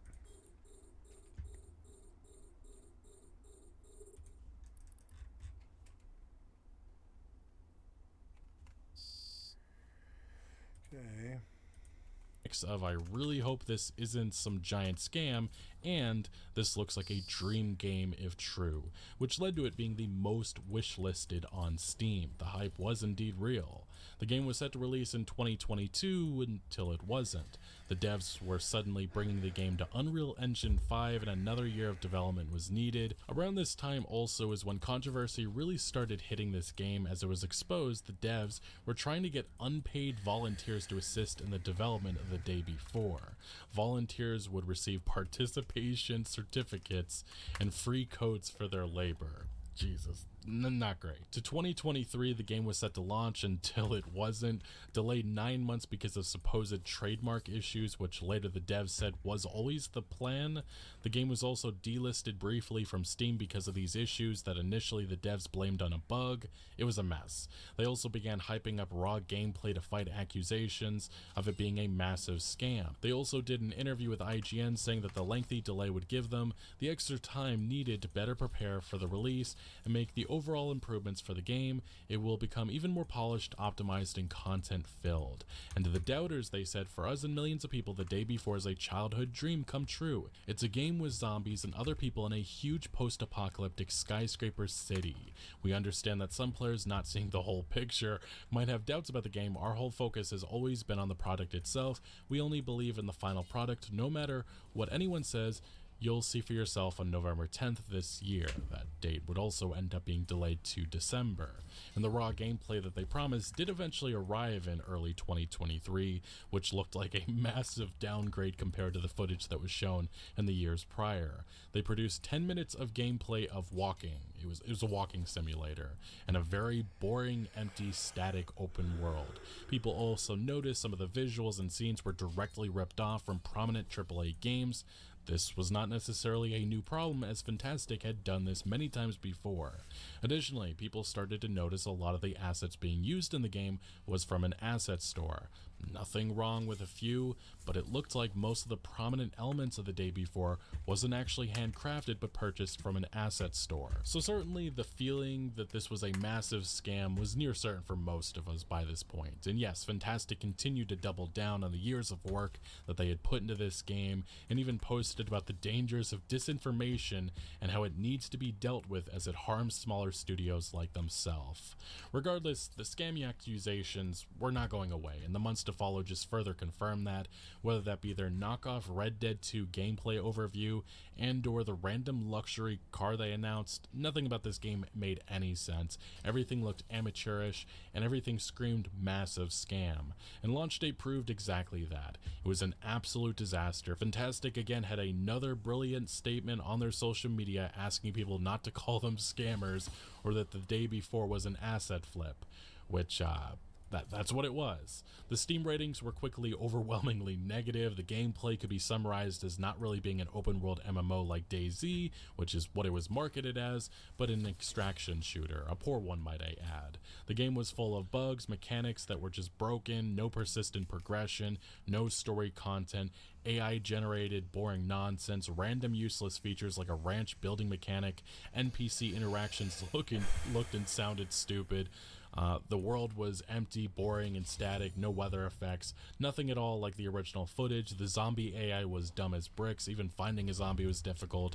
There was lacking UI, the in-game economy was a mess, lazy, stupid animations, barely functional gunplay, constant FPS issues, crashes, and broken servers. That was the day before, a game that was quickly delisted, everyone refunded, and the devs ceasing to exist. If only that is where this all ended. But in the months to follow, it was learned Fantastic fired a number of staff, and various ex-employees spoke out against the company's founders for their piss-poor management, which led to them going on social media in early 2024, attacking the accusations, and having a pathetic hissy fit. They said everyone on their team actually loved them, and they were fantastic employers. They said they didn't deceive anyone because everyone got their money back. They even mentioned they forcibly issued refunds to those who did not even request them. How many companies return money like that? We are not a fly-by-night company. They took aim blaming content creators for making huge money by creating false content with huge titles from the very beginning to gain views and followers, exploiting the lack of information about the game's development, which is that's their own fault. They went on to state that everything in the trailers was implemented, and bizarrely mentioned to remember an experiment where you're asked to count pink objects in a room and then recall the blue ones. You won't remember any, it's all about focus. Then they shifted back to shitting on content creators for crafting a negative bias and hate all in order to make money. Finally, they weirdly highlighted how Dr. Disrespect, a massive content creator, was an unbiased streamer who gave the game a chance and liked it, and then claimed that after sales closed for the game, many people wrote to them saying that content creators deceived them and they actually liked the game and wanted access again. This statement was fucking insane, certainly crafted either by Sourpuss1 or Sourpuss Soyboy 2. Quickly deleted also this statement, and now 8 or so months later, they are back with a new... Now, by Soy Boy, do you mean... Oh, my God. New game and vision. Fantastic 2.0 is what they're calling it. They have changed. That is what they claim. Confirms the worst. Somehow Palpatine returned. This is the new Fantastic. I guess they changed their logo to blue and said, "Help Fantastic return." They have a new Kickstarter. We'll talk about that in a second. This is the part I absolutely thought we had to talk about. Everyone deserves a second chance. This is a company with, I think, a couple of dudes. Just give us a second chance. We deeply apologize to everyone for the day before and take full responsibility for what happened. Take a look at our plan, Fantastic 2.0, where we share how we'll fix our mistakes. And this is what they mean by that. It's a PDF file in which the plan for recovery. I absolutely love the phrasing of this. This is their plan. We're going to be honest now. From now on, our development and marketing will be based on the principle of honesty, because I just love the admission right here. They're going to be transparent now. We understand the mistakes and absence of past communication. We commit to ensuring transparency and development and openly providing honest and comprehensive information. I love it. I really do. I love it. They're going to be professional now. We are transitioning from a volunteer-driven approach to one firmly rooted in professionalism. Yeah, that was a big controversy, wasn't it? Truly astonishing stuff. And they go on about some of their strategies for the upcoming year, strengthen their community engagement, raise development standards. It's more of pretty much what they said before. They're going to rebrand themselves. The rebranding process will be completed to align Fantastic's identity with its new core values of honesty, transparency, and professionalism. My God, the fact that they actually thought that this was going to work. And they talk about their logo, the new Fantastic brand embodied by its vibrant blue logo and bold geometric designs represents more than a mere visual. It's just that. It signifies the company's renewed commitment to transparency and honesty. My God, you keep saying that stuff. You can say it as many times as you want. It does not fucking matter at all. And they go on about this stupid ass logo. My God. But back to their website. They opened a merch store. If you want to get in on sold out hat. I'm getting gig. Look. Oh man, you can get post-scripted. Oh man, they got a $20 hat. They got a merch store so you can get post-scripted. It's the aftergrift.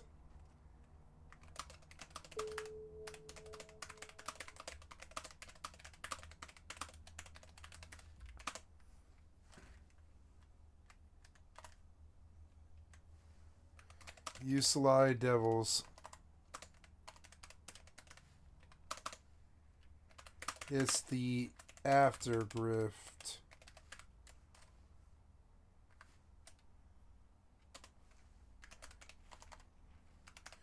Where you sell merch to the grift. Oh my fucking God. Back to winning. I gotta open that. We gotta see that. Back to win. There, I think I did it. Like when I narrowed down all of the mods that I didn't need. I think I nailed it. I think I nailed whatever's causing that problem. It's sold out. Wow. Yeah, I did. Maybe you've been through tough times, but that doesn't stop you from looking damn good in our Fantastic back to win. I can't take this seriously. It's so fucking stupid. I'm at a loss. I'm crying. This is so funny. Do they all have stupid sayings on each of them? I have to see this. Oh. Okay, it's the same thing, but that's so funny. The merch store says, support Fantastic's return by purchasing from our Back to Win limited collection. So you can get a $65 hoodie that says Fantastic Back to Win. So much creativity, so much honesty and professionalism. So much honesty and professionalism. By owning a piece from this high quality and trendy collection, you become an essential part of our story. These guys are so fucking stupid, it's not funny, but they have a frequently asked question. I may have to pause the video just to stop laughing and crying, but what has changed since their closure, and why did you decide to return? After the closure, we reflected on our past mistakes and initiated significant internal changes to drive radical improvement, which is probably much most of the team left, and it's just these guys, a couple of the guys that have been exposed in the past. It was mods. We discontinued the practice. It was mods, and I solved it. And I didn't even lose my settings either. We talked about that before. There are no more volunteers because there is none to be found, especially because there's nothing promising on the horizon with this developer and no more lies that people will believe in. How do you plan to avoid past mistakes? And again, it's the same shit. Honest marketing, engaging with the community, releasing development progress reports, blah, blah, blah, blah, blah. Has the team at Fantastic changed? Our team has become smaller, but it still consists of the same people who created all of our previous games. Well, that's not encouraging at all. Blah, blah, blah. They have a bunch of other nonsense. I thought this was interesting. Prop night and day before. Do you have any reflections on the unsuccessful launch? They say with the day before, we couldn't continue development due to financial losses, which led to Fantastic's closure. We lost all legal rights to prop night and the day before. Over time, we've analyzed the factors that led to the day before's unsuccessful launch. These included overly ambitious goals on a low indie budget. Where's the words about lying and fraud? None of that here, though. Interesting. A team without AAA tech experience and embellished marketing, okay, a little bit there, which we deeply regret. We take full responsibility for what happened, and this experience has taught us a valuable lesson. As a reminder, we didn't accept pre-orders, and all sales the day before have been fully refunded. You know why they were refunded? Because Steam was going to do that anyway, I'm pretty sure. And they say that they don't have any pending lawsuits. That's because of those refunds. I promise you, if you didn't do that, there would be pending litigation against these fools. Now, though, we get to their About Us page. They talk about their history. It's very interesting how they characterize some of this stuff. Fantastic with the support of 1,300 backers. They raised $60,000 to fund their first game, The Wild 8. And that was in 2015. 2017, in collaboration with publisher Hype Train Digital, they released The Wild 8, which became Fantastic's first Steam top seller with over 200,000 copies sold. The game was later acquired by the publisher.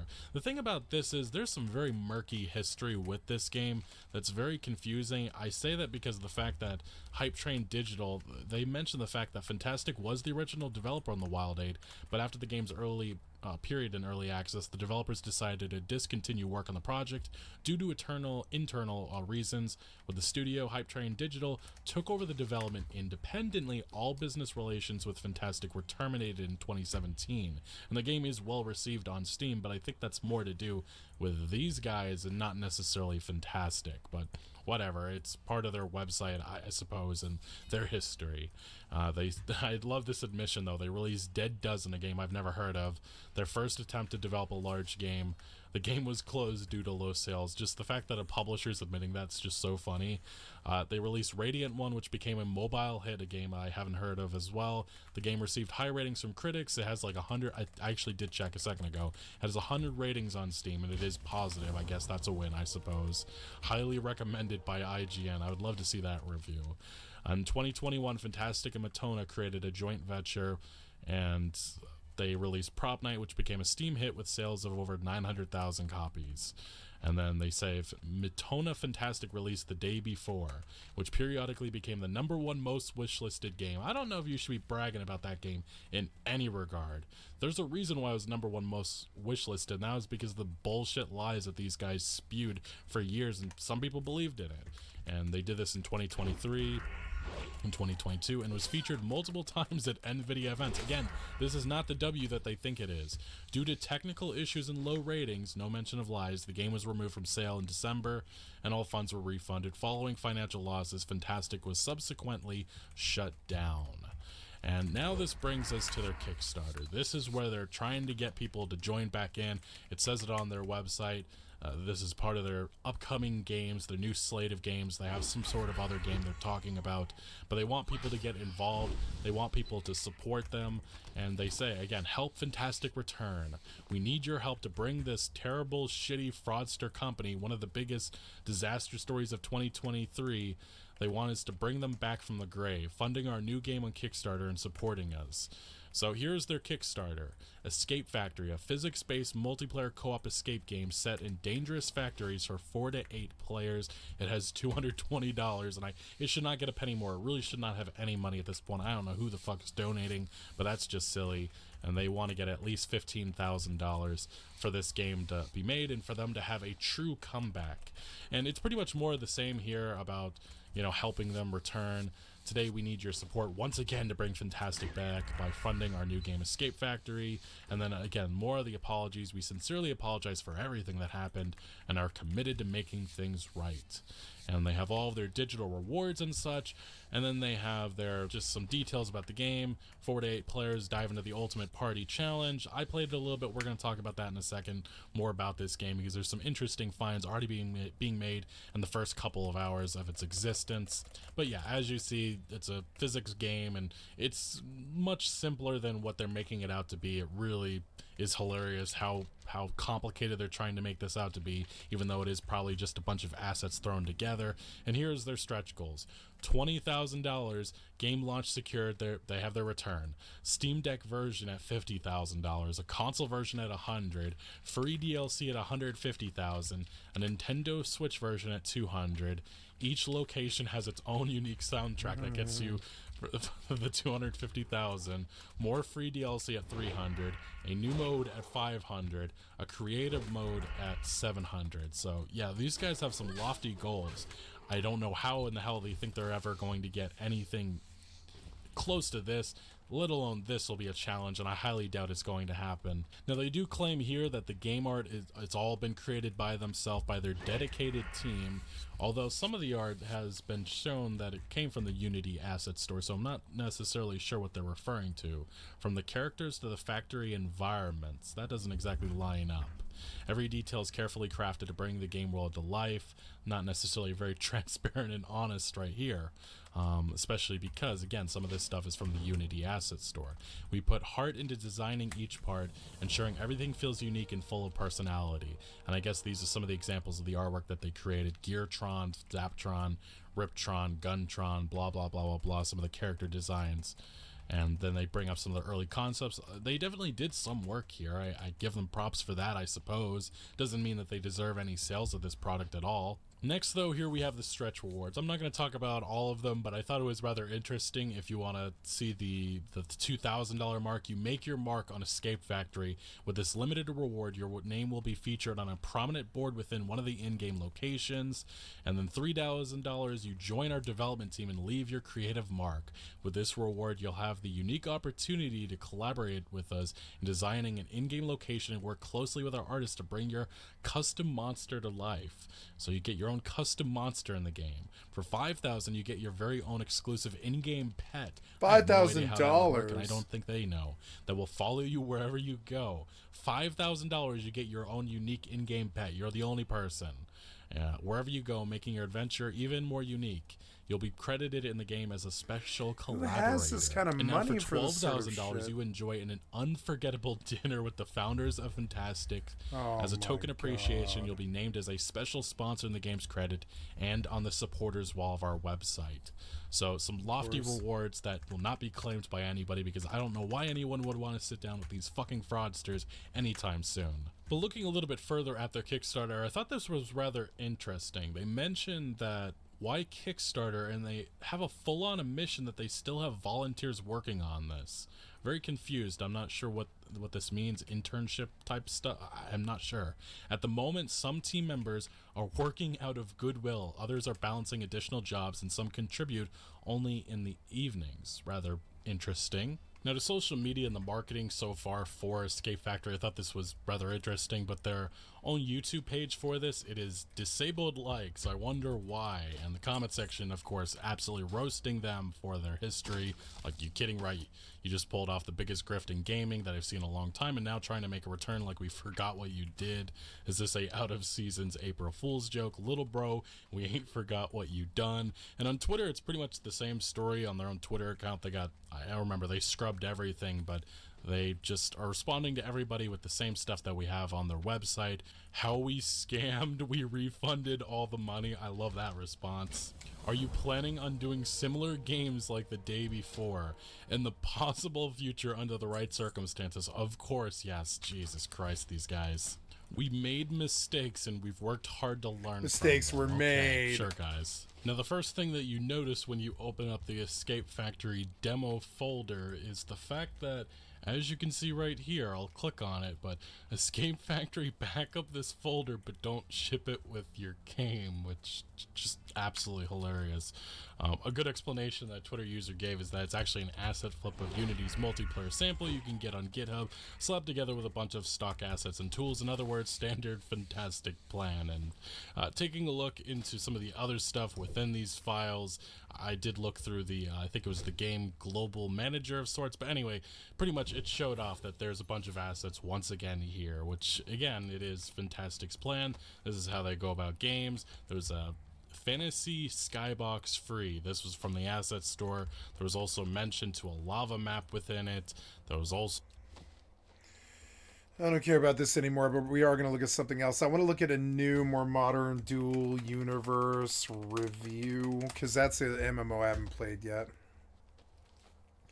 Oh, it died 2 months after launch. Yeah, dual universe stuff. I remember what went wrong. Yeah.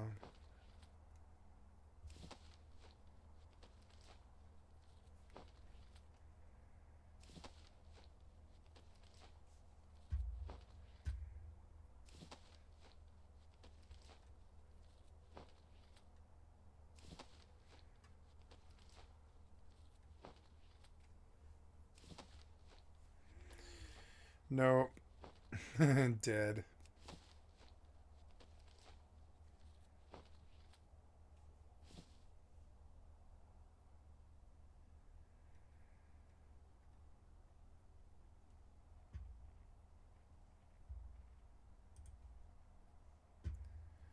Everspace 2. Styling also gives it a lot of freedom to just kind of have fun with the combat and characters and not have to be so hardcore about how everything looks and how it should function. Brightly colored laser beams, massive fiery explosions, shooting asteroid crystals off of space rocks. It's kind of all the classic space game goodness just in a modern package, and I gotta say, I'm all here for it. Now, when I booted up the game for the first time, I was playing on an Xbox controller, which was recommended as the preferred method to play. However, I noticed that I was able to just bind joystick support in the options, so after about 30 minutes of controller play, I connected up my VKB sticks and foot pedals to mimic my Star Citizen piloting controls, and let me tell you, the game really came alive once I had my complete movement freedom.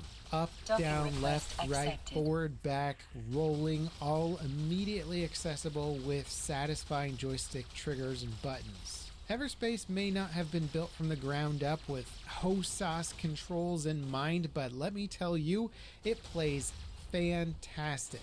Dodging behind asteroids in an intense gunfight to let my shields recharge, strafing and flanking in combat with ease, I really felt like all of a sudden I was the Luke Skywalker of this universe. And I personally ended up enjoying the smaller, faster ships as I felt like I had the control and skill to complement their playstyles. But the big and slow drone boats could be fun as well. Letting drones distract your enemies while you go in for the kill is another totally viable and interesting way to play. And I haven't even begun to explore the endgame levels of combat, which I hear can change up quite a bit once you're doing the game's equivalent of challenge missions or dungeons, what have you. Now, Rockfish Games is the studio behind Everspace 2. Their only other game is Everspace 1, which was reviewed the controller. The depth and skill set still seems like they scaled pretty much as far as you want them to go. With more advanced control options in the settings and ships that respect piloting skill over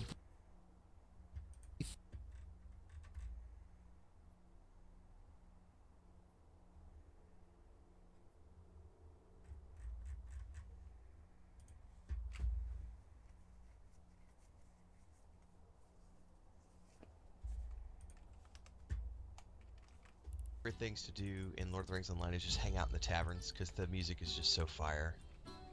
But we do have a question to get to this morning, which popped up during yesterday's stream. So we're currently playing the Lord of the Rings Online Legendary server of Angmar, and as someone who's been playing the game for a long time, it's sometimes I take things for granted, and some of those things are the fact that I have just purchased a ton of stuff from the LOTRO store over the years to enhance my account, to enhance my characters. I've been playing this game since launch. It's a really good game. It still is to this day my favorite MMORPG of all time, even though I don't main it anymore. It's still a lot of fun. So let's get to that question. What should you buy from the LOTRO store first? What order should you buy it in? We'll start with utility and kind of go from there. I'll probably forget some things because it's been a long time, but I'll try to cover what I can. And if you haven't already done so, like, subscribe, hit the bell icon so you never miss an update. Daily streams at 11 a.m. here and on Twitch because we multi-stream, and my green screen makes the coffee look weird. There's a Discord, all the other stuff. Currently playing LOTRO Legendary on Monday nights at 6 p.m. Central. So tune into those. Alright, LOTRO store. Let's get this minimized down, get this out of the way. This is a banger of a tune.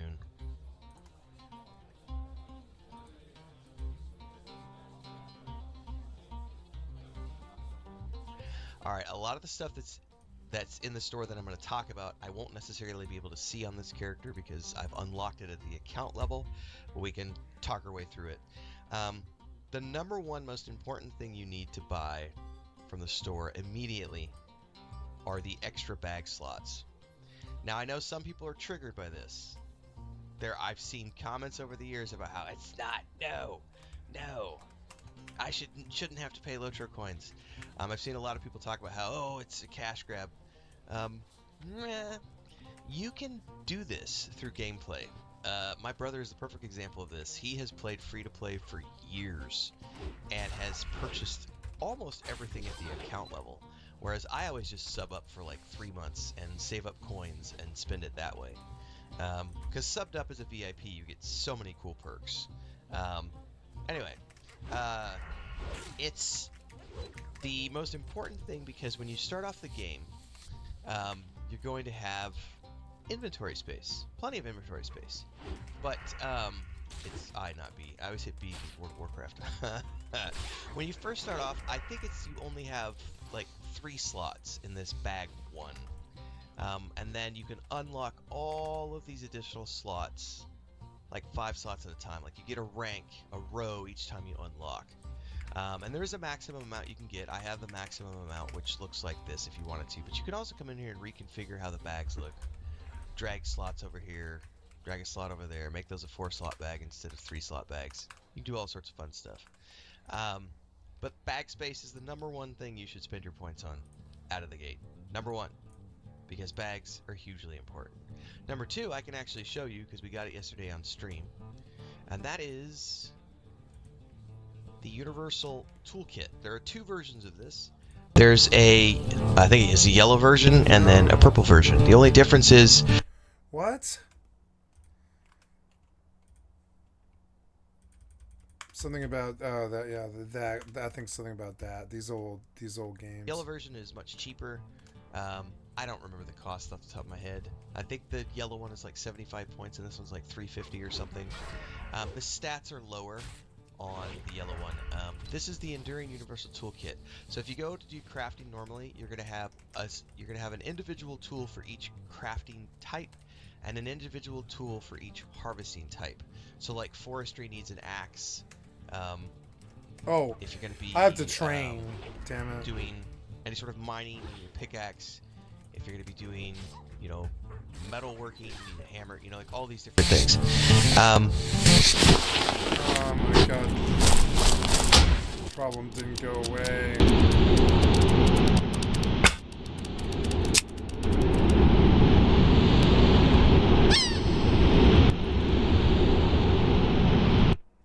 Sorry.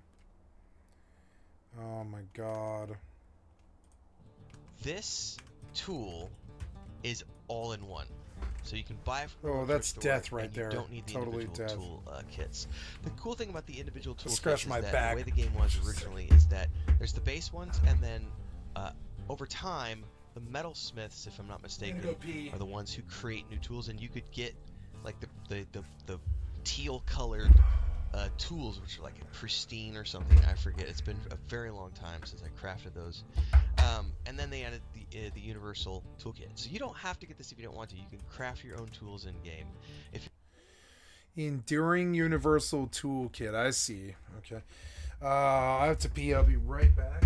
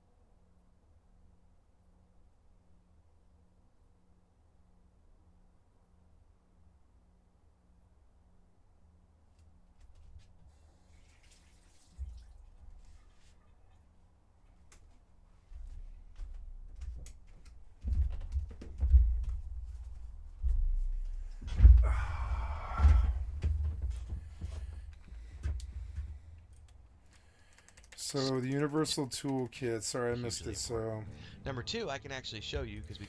Universal toolkit. So I was gonna log in to LOTRO, but it bombed me. I don't know what that was.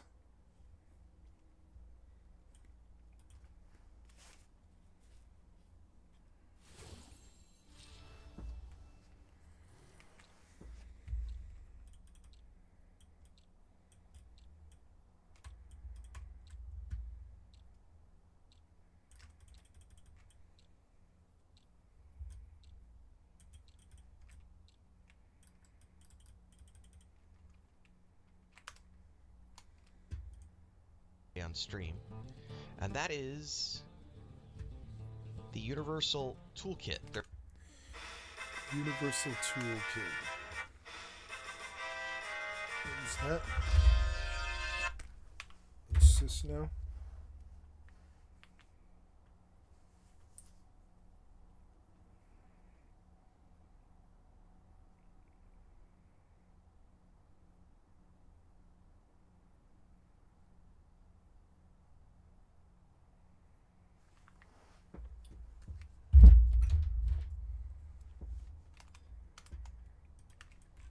Oh, I should probably just charge this by rote.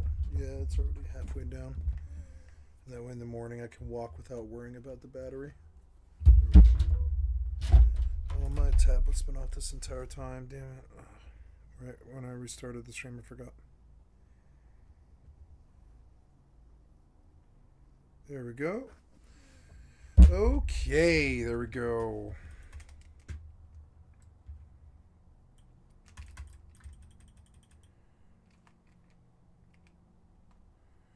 All sound is currently in disabled. Why? Oh, okay.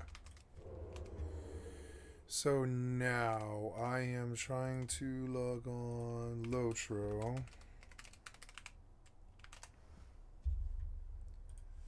Angmar was down tonight.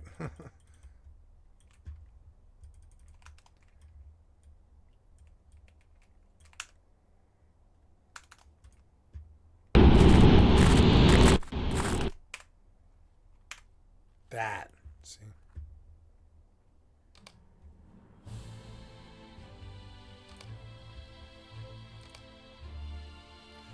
The master is super high, and I don't remember leaving it that high.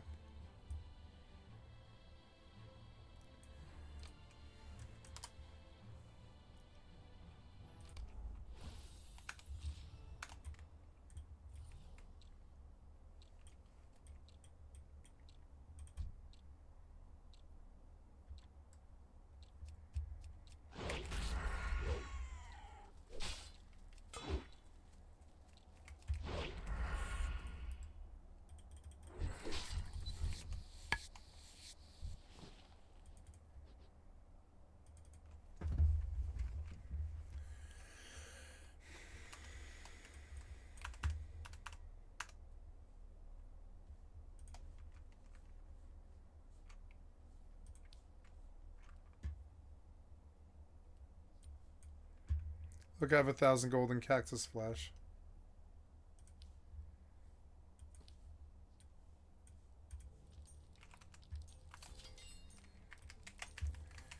Nice. Okay, so I wanted to come on the store. Look at the specials. There's Cloak of Alrig. There's lots of cloaks. Cloak sale, I guess. Cook's Pack. What's that do? Oh, it's a cosmetic item. Yeah.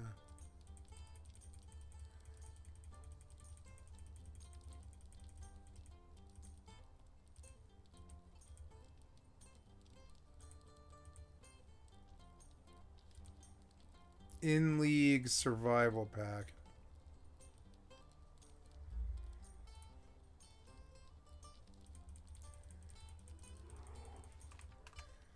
Oh.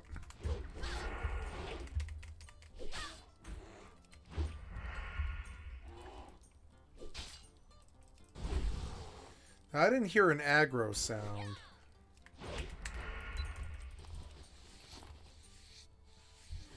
Well, it didn't blast, but I don't have the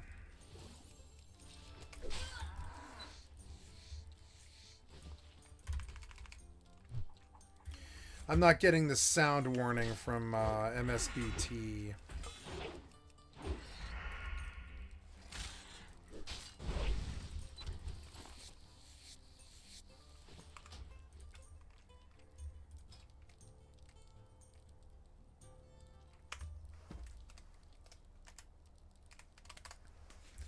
This happened once before, like the aggro sound broke, I think.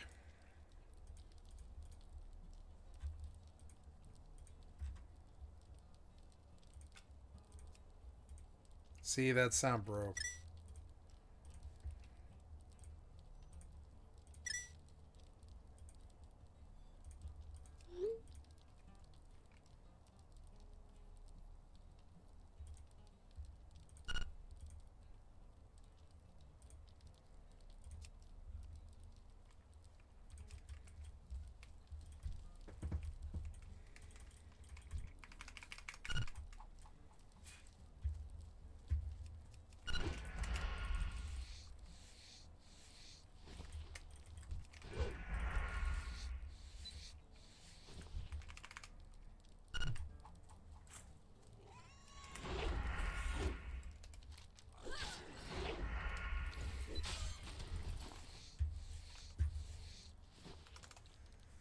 Let's see if it's still. Oh god. Restart.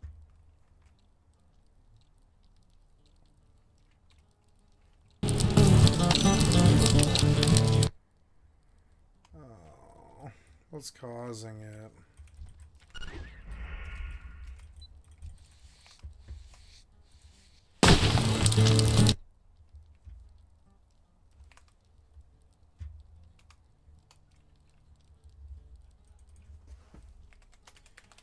Universal Enduring Universal Toolkit. Okay.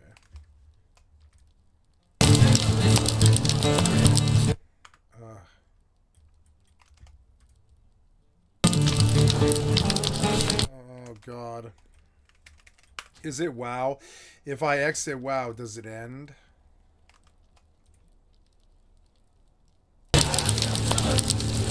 No, it's Chrome or some such.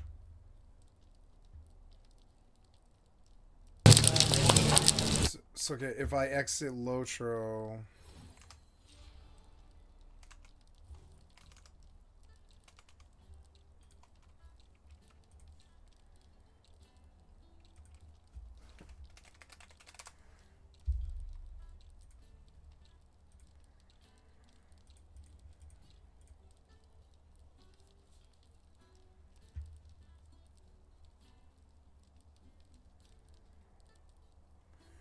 Ah, cool, yeah. Buy this. Yep, buy item.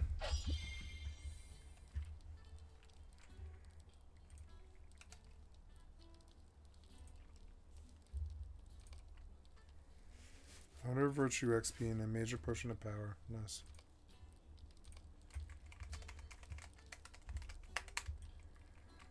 So if I exit this...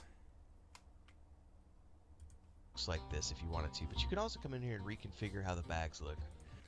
Something about DirectX or the sound driver or some such is fucking up pretty badly. Let's go back and see. Drag slots over here, drag a slot over there, make those a 4-slot bag instead of 3-slot bags. You can do all sorts of fun stuff. But bags, the account. This is where all the like really, like I would say important account bound stuff is. This is stuff that will affect your entire account. So there are things like mithril coins, which well, let's talk about those last. Those aren't hugely important. We need to go on list of importance. Sorry guys, I got sidetracked. Slots and storage. In here, shared storage is pretty important if you want to get this. I haven't ever needed it really, but I know it was mentioned in the stream the other day, so I was like, yeah, that's actually a really good idea to get that. I have gotten carry-alls, and this is because my main characters, which are like 100 plus whatever, and you get all of these. You're just getting tons and tons and tons of stuff, especially essence and tracery stuff, which are related to the legendary weapons. So having those bags is hugely important. They're not cheap, but they help you save so much bag space. And they've added a ton of stuff since the last time I played. There's an instrument carry-on now, which is amazing for minstrels. So as a minstrel, you can have different types of instruments, and they do different things to your songs. And the way they sound and everything. So at some point you'll end up having a bag slot with, I can't remember, it's 5 or 7 instruments. It's a few instruments. And there's like a lobo, a lute, a drum, a flute, and a horn, and probably stuff in there that I'm forgetting. So the instrument carry-all is really cool if you're going to be playing a minstrel at any point in time. And you can go through here. A lot of these are highly individual, whether or not you think you're going to be doing them, like a junk carry-all, the war spoils, like some of this stuff, like a crafting carry-all. Like if you're going to be doing a lot of crafting, those might be worth it. So there is stuff at the account level that I think is important.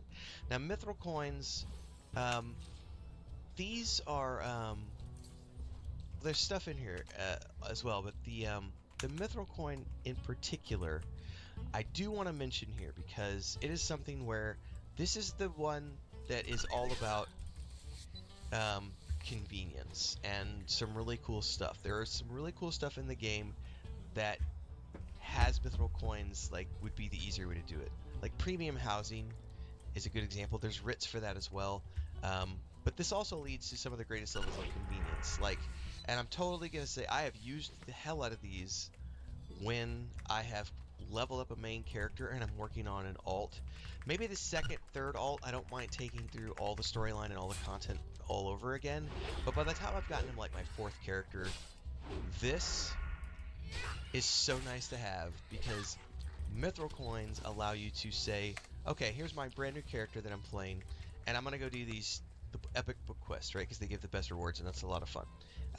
But some of those chapters some of those books can have like 13, 15, 20 chapters, right? That's like 20 quests you have to do.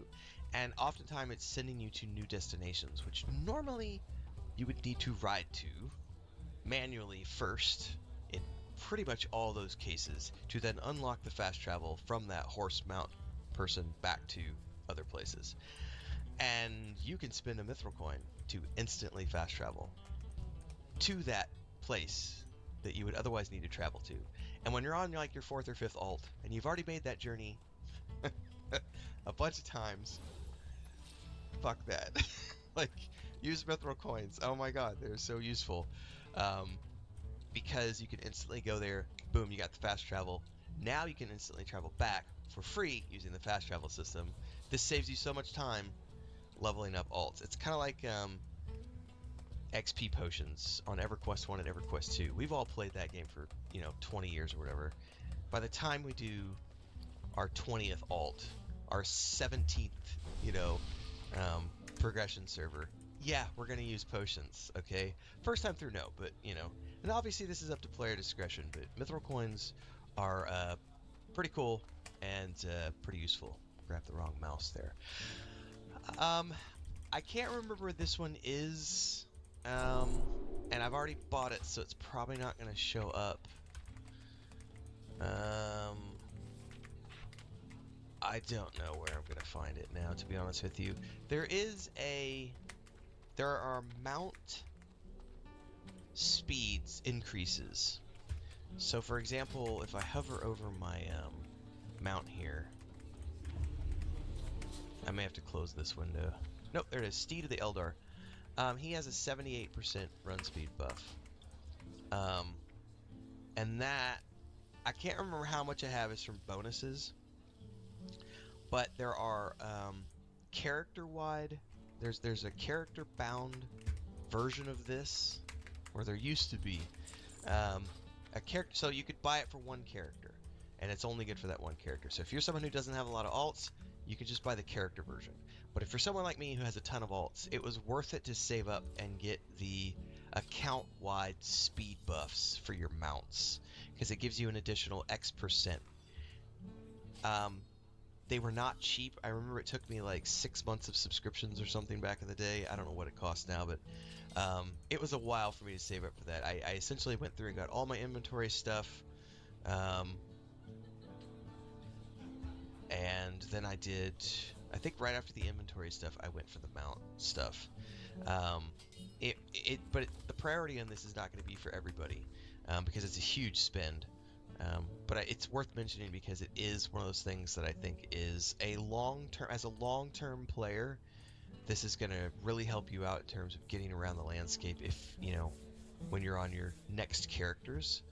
But also it's nice to earn your way up to it on your main character and get it so that you can then go off and run a little bit faster.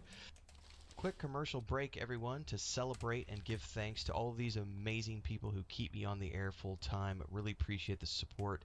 All you got to do is join as a member. You get access. I'm gonna skip it. There's bonuses for crafting. Here it is, like complete forester tier master. So if I didn't want to spend a bunch of in-game currency to get the entire master tier of recipes, I could just come in here and buy it for $32.50 is what it costs right now, and that gives me everything, so I don't have to go looking for it. If you're working on an alt character, or if you just would rather do it this way rather than buying all the individual recipes, this makes a ton of sense. There's one for every tier, so if we were to, I'm gonna exit out of here real quick and show you what I mean by that. So I have apprentice and journeyman tiers right now for the tailor, 2 tiers. I have purchased with those books. I absolutely used them because I've done this 100 times. I just went and purchased the entire series for Apprentice and the entire series for Journeyman as soon as they became available, because it's worth it to me to have every single recipe at my disposal, because I will absolutely take the time to go farm hides and make myself a set of level 12 gear, and I'll do the same for a level 15 set. Sometimes I'll skip a set, but I like to be able to make my own gear as I go along. So for me, that was absolutely worth buying, and is one of those things that I think is totally worth it in the cash store. The LOTRO store, I just call it cash store. Somebody needs to slap me because I hate it when other people do that, and I just did it. It's not a cash shop, it's a LOTRO coin store. You can spend real life money to buy coins, but you can totally earn these in game as well. So it's up to you and what you find applicable. I have done both over the years. I have no qualms using both. I have put in 16, 17 years into this game and given them hundreds of dollars in subscriptions. I have no problem. Like, if I see something that I want, I am happy to support the developers, happy to support them. They have kept this game alive over the years. I do not care what monetization method they use. I have tons of stuff that I've bought. I remember my Lore Master. If you go watch, there's a Lore Master series somewhere in my playlist. There was a set of gear, I think from the Skirmish store, that I really wanted. But then there was like a cloak that I really wanted from the LOTRO store, and I happily was like, here's $5.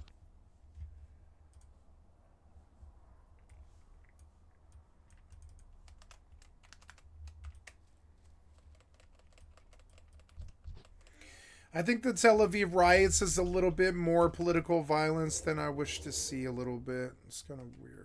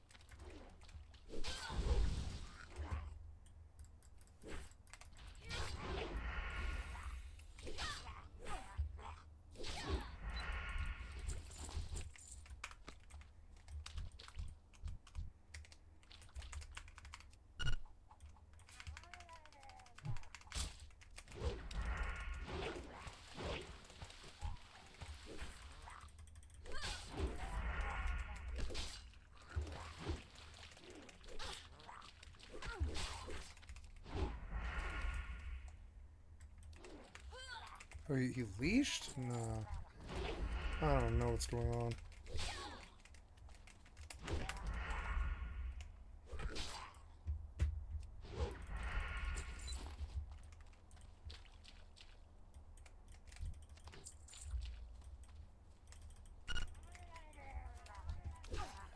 Uh-oh.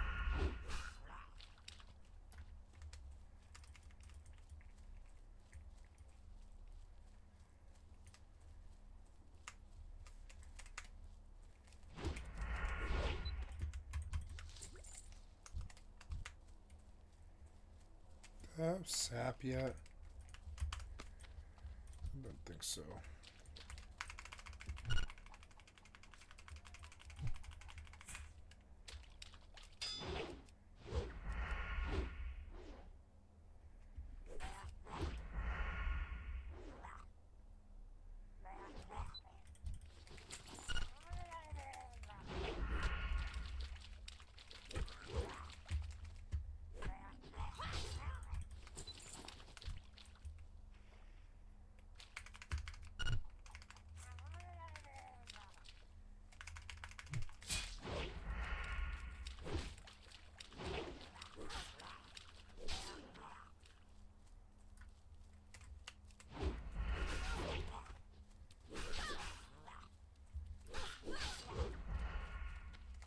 Deluged. Very good.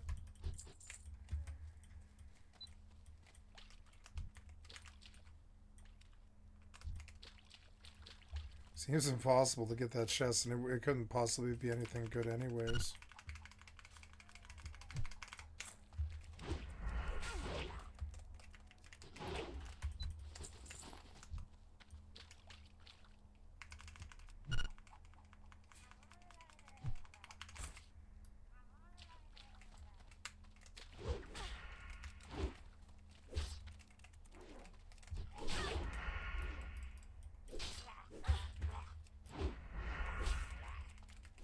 Oh no, did you like pop on top of me? I think you did. Wait, did you leash or what? Yeah, you leashed. God damn annoying.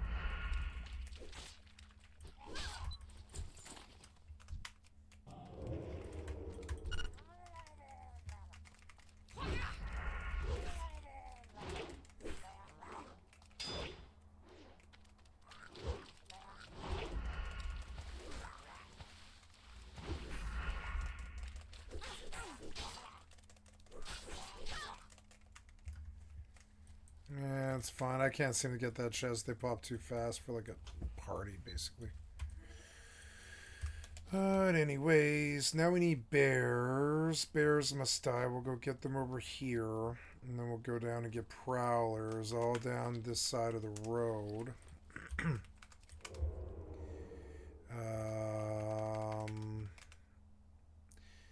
So I'm learning that it's not the mods. And I want to go back and I want to get one of these, this health alarm one. I know health alarm is working, yeah. I think health alarm probably is working, but we probably need to configure it.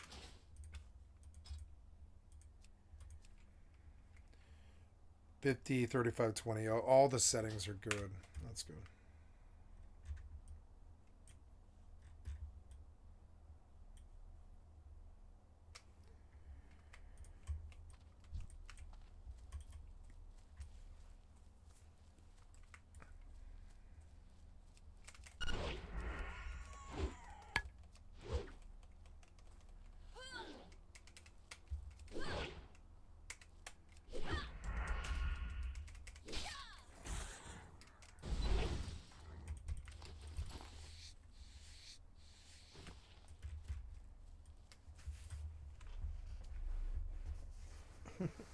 RP Night Elf Guild. That's funny.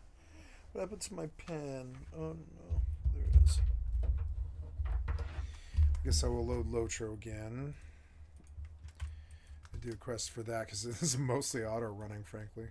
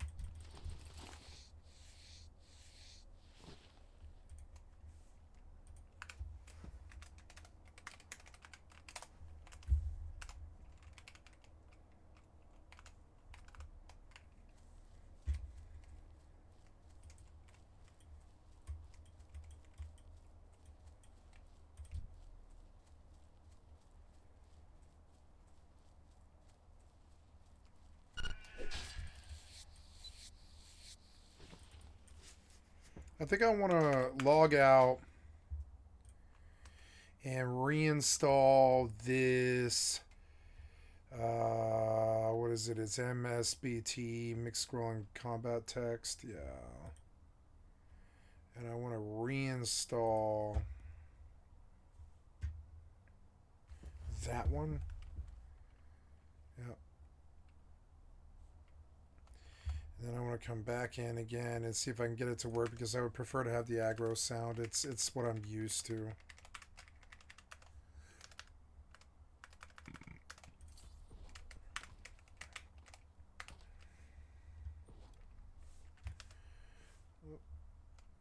Oh, nice. You kept me logged in, huh?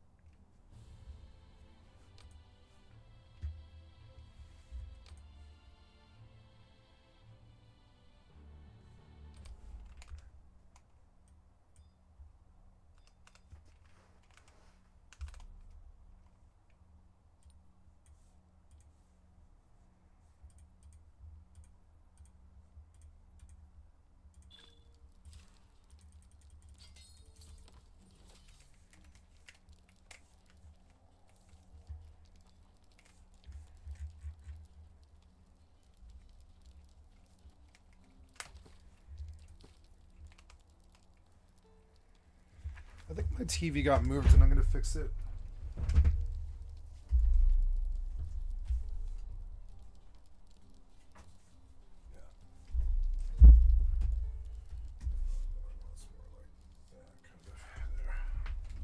Yeah. Better. Much better.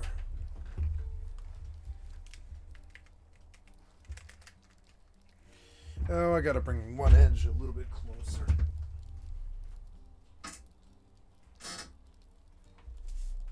There we go. Much better. And then I gotta fix this too. This got kind of messed up a little bit.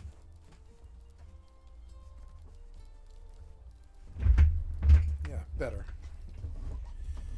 There we go. And I'm gonna move this and get this a little closer to me. Like that. Yeah.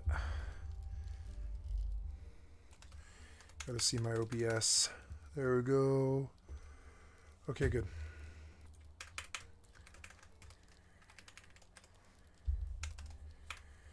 So the master was up.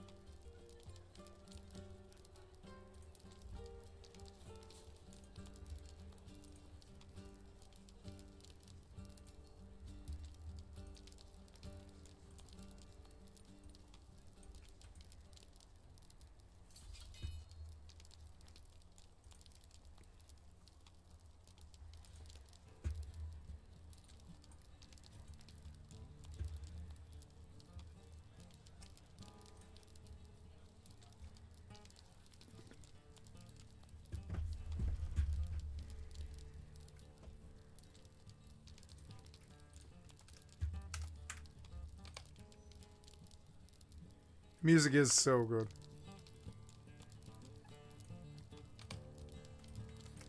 Are you ready to leave?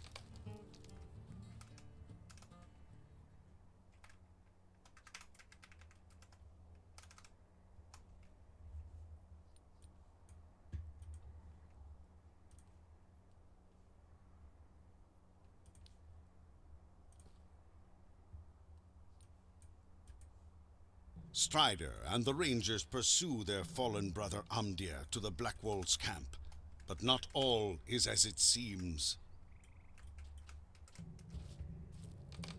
There is evil afoot.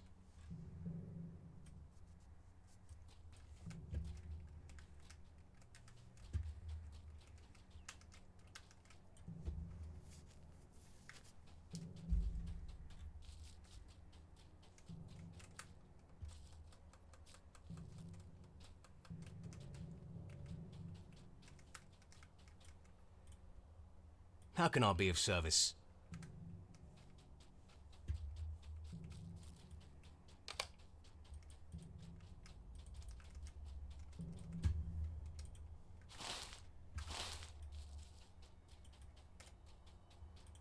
Are you ready? Are you ready?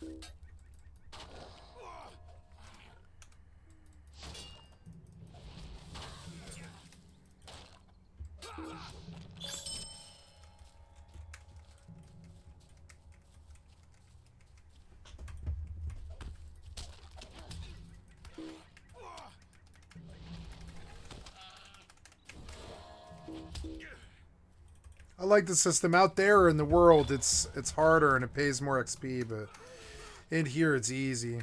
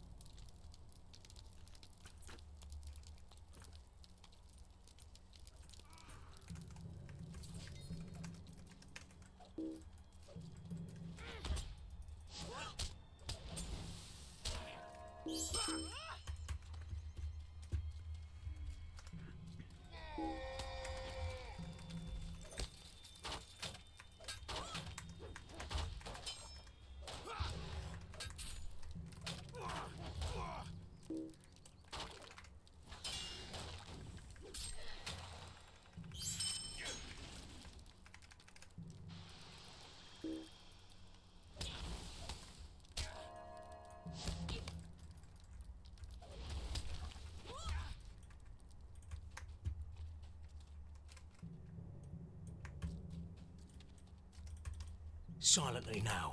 Darkness approaches.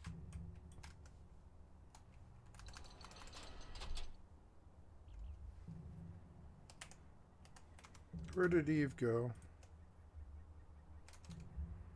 Why it's running? Oh, there we go. Where am I now? Oops.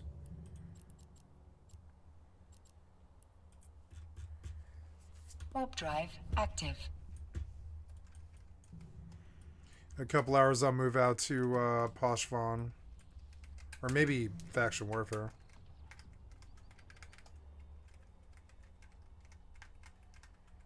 I'm out of fire crystals, am I? Yeah. No, I'm out of fire, but I'm out of copper. Maybe it's best I make a journey back. That's alright. Or I guess, I mean, I don't really need to, per se. There's really no need to do all that walking. There's really no need. So I'll just send it off. It's fine.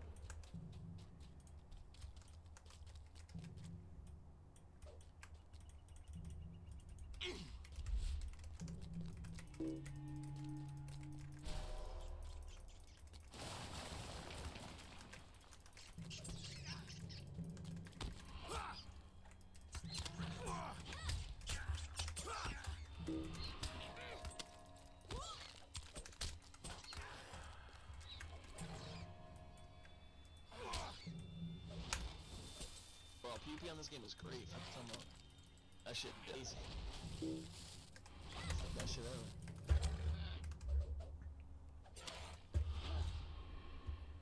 PvP is where it's at, bro.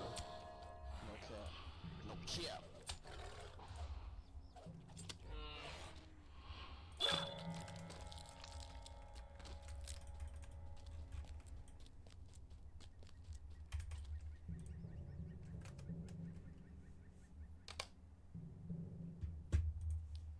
That's what he means. Why is what not good in PvP? Do you hear me when I'm talking? Void Gauntlet's good in PvP if you build it the right way. I go crazy with that shit. I go crazy.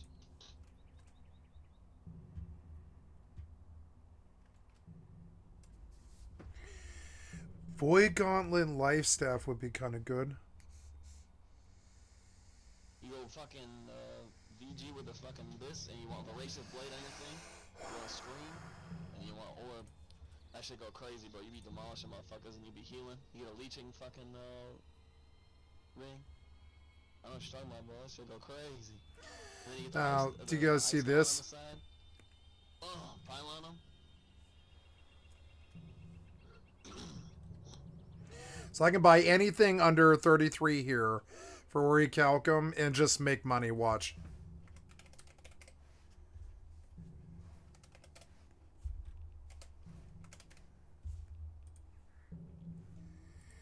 Anything under 33 I can just buy, even though it's 1,000. Watch.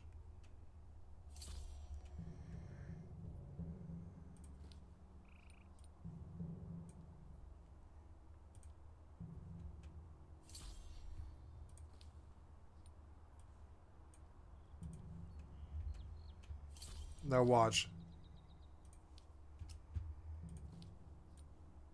There it is. It's profit still though. Watch. It's still profit. It was like free money. Not much money, but it was like for free 200 gold.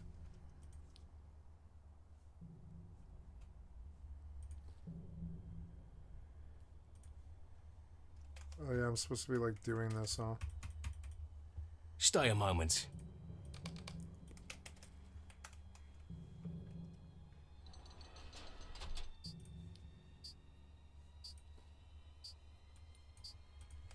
This game is too old for me to enjoy. I don't know why I'm bothering. It's too old style.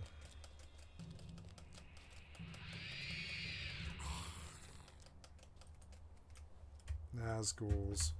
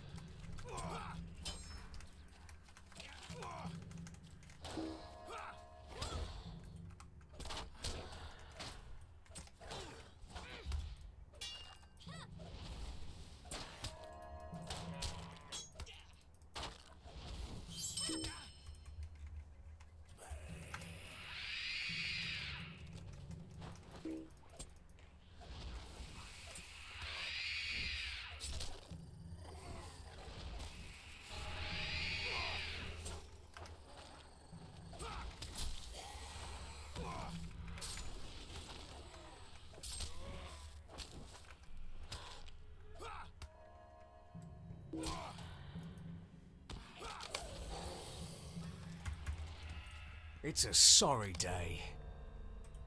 It's a sorry...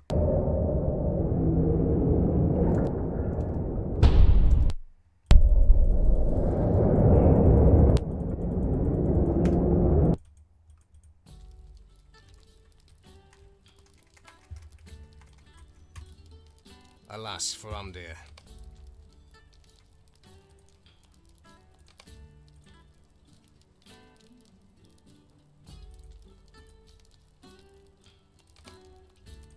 Alas for Umdir.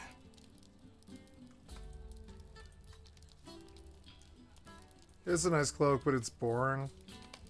I have a task for you. Jesus Christ, they filled me up already. The game has so many problems, you can task see for it.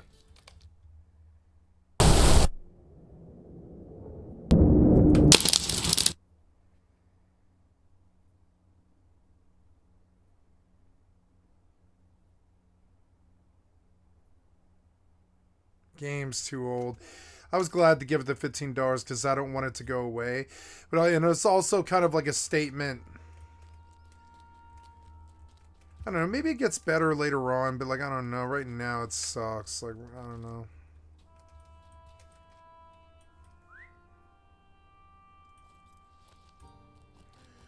Talk to Constable Underhill.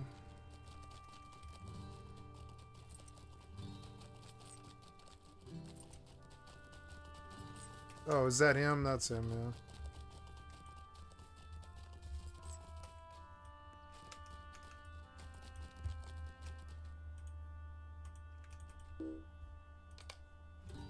How do you do? Can I take a moment of your time?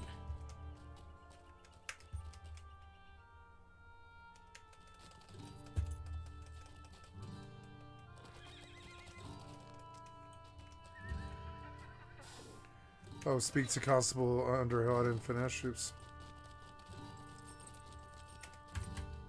How do you do?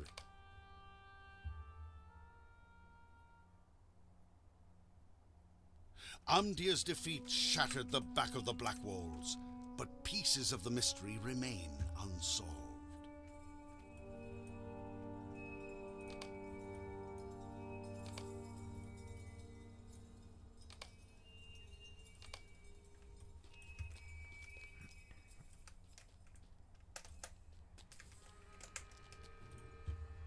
Goodness!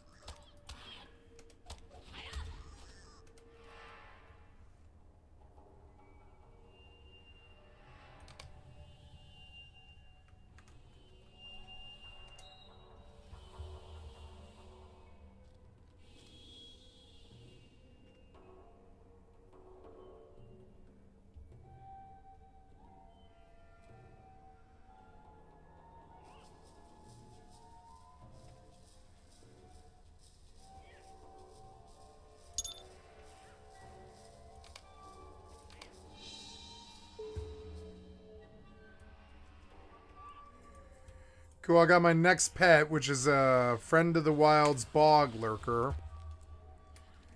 There's him. He has...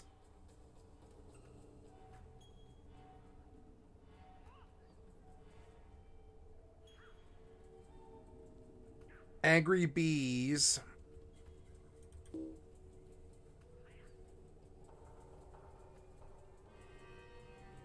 I don't know, is it...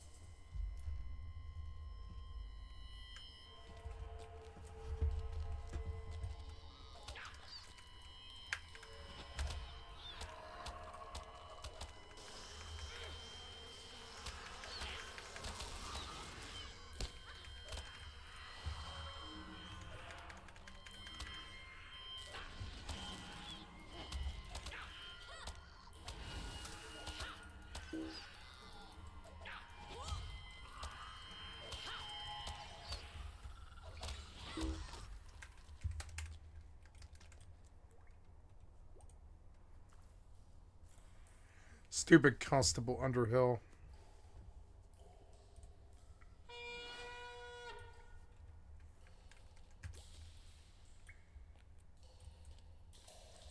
There we go.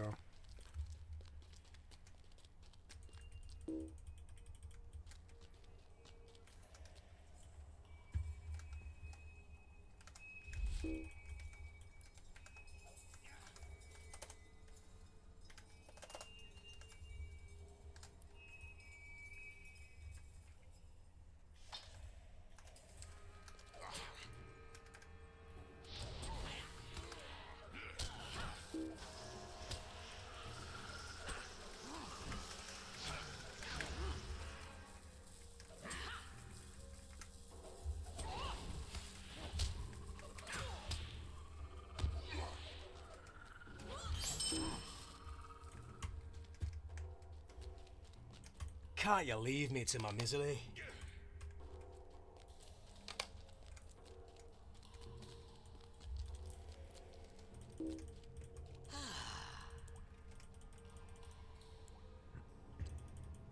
Just a moment.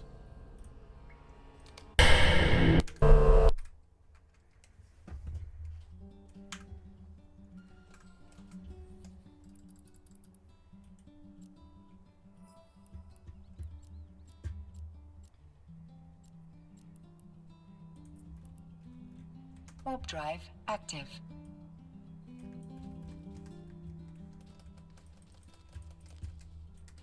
How do you do?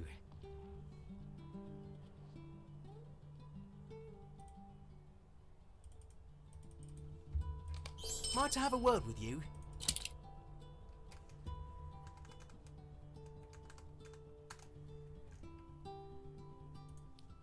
Docking request accepted.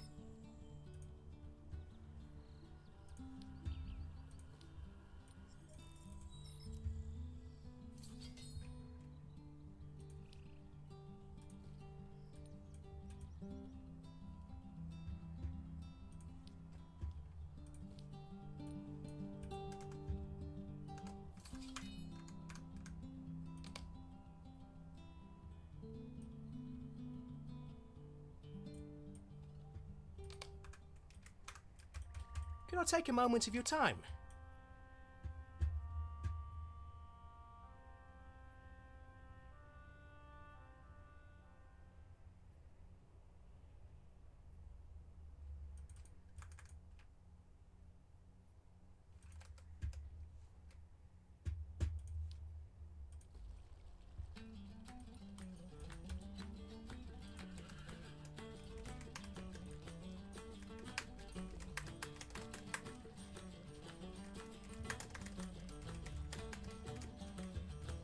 Where am I now?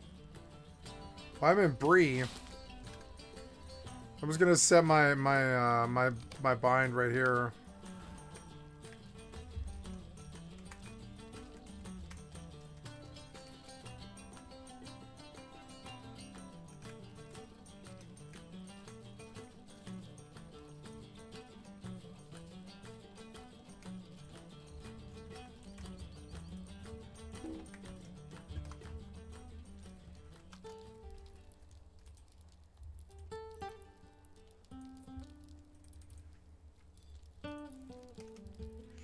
I think I want to buy Embers Adrift if it's only $20. How much is Embers Adrift?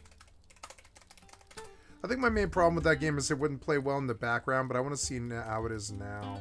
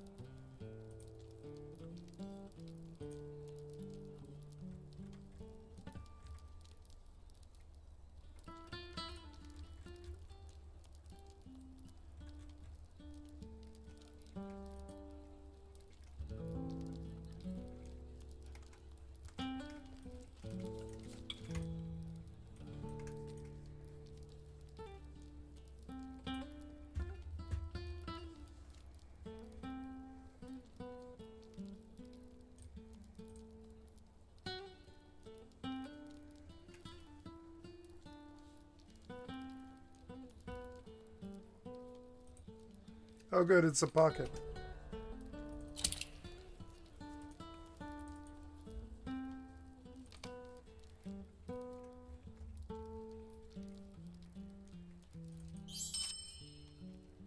No, no, don't buy that.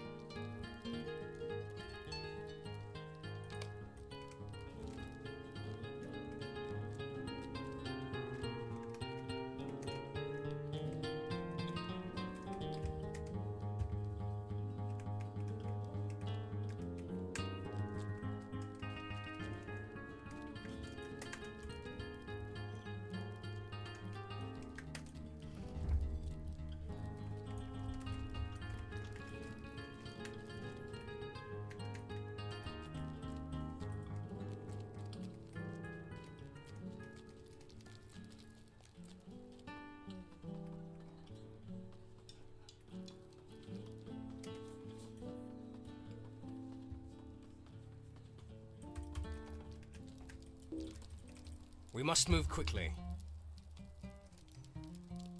I need your aid.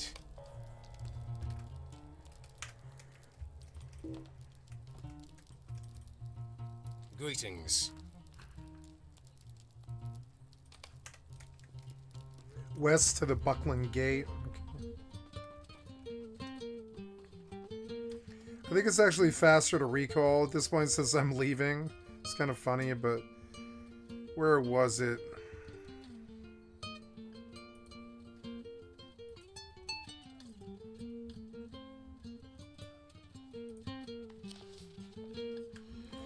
No, I'm at the Prancing Pony.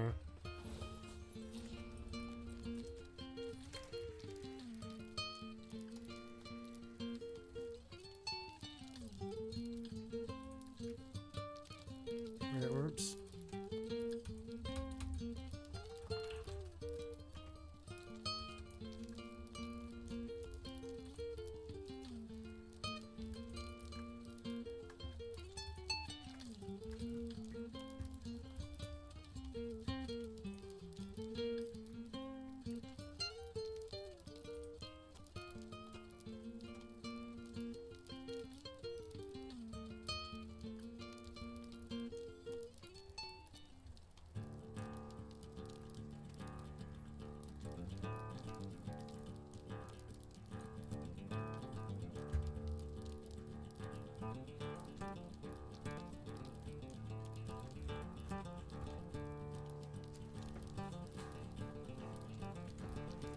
Oh, yeah, 2 weeks of subscription perks included. No subscription is required for the game, huh? I do want to support these small people. I've been meaning to get around to this for a while, but...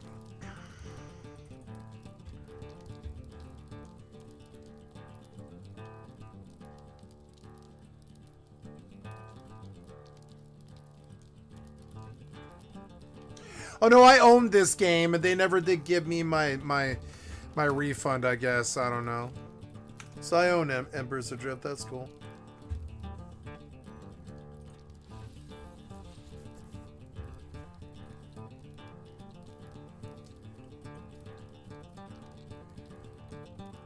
Well, it would help if I knew how big it was. No, I don't ever want to lose this, so we'll put it on D games.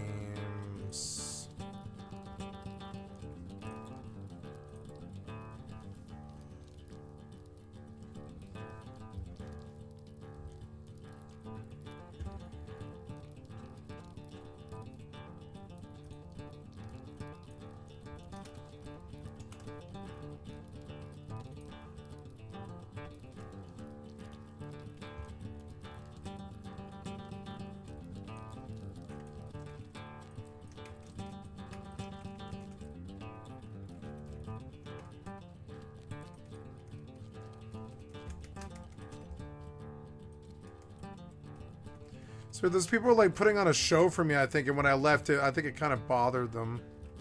I'm like, I don't know, like...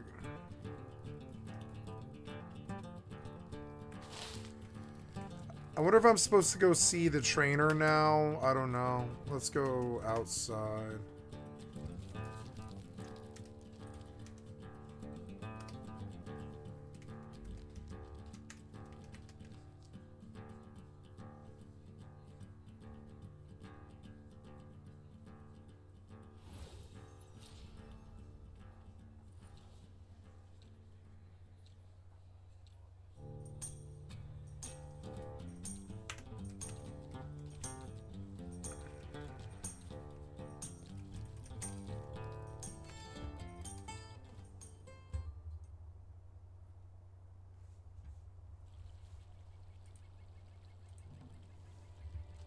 Oops.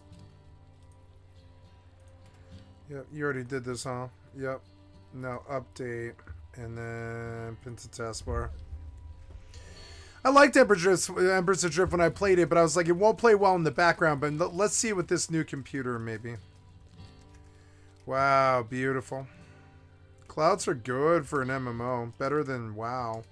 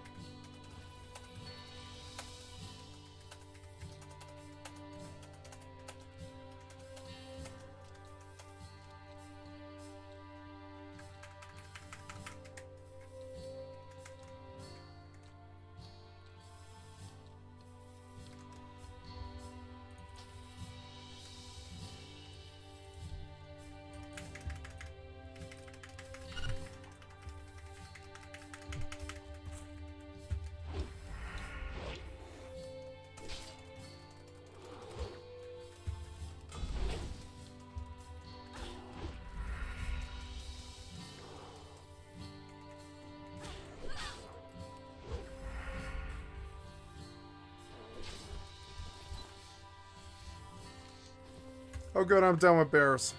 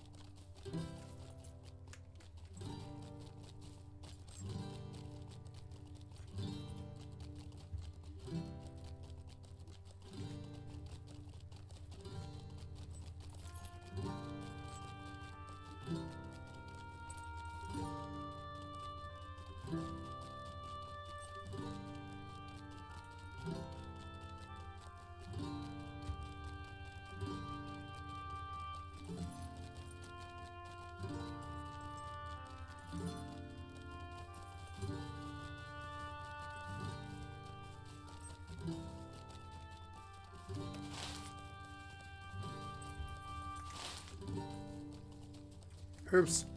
I guess I passed it.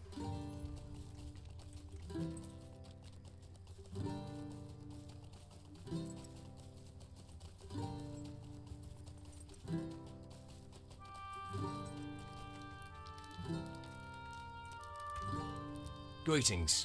Could I speak with you a moment?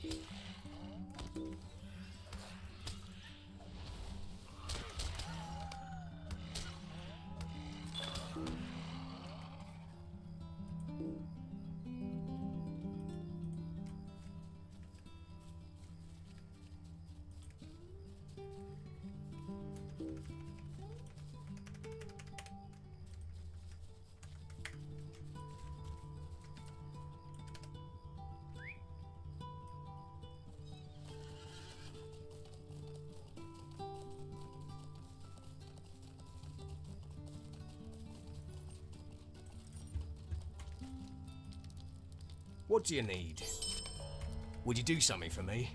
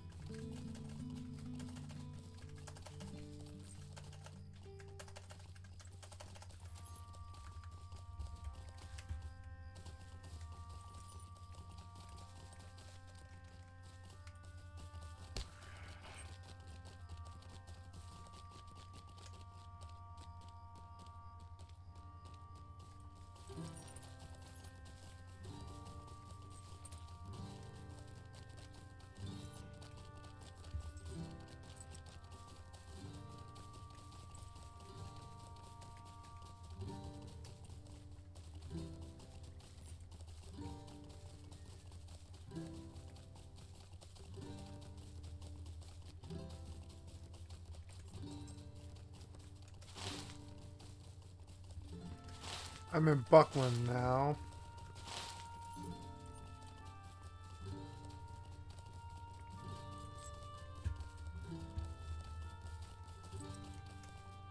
Goodness!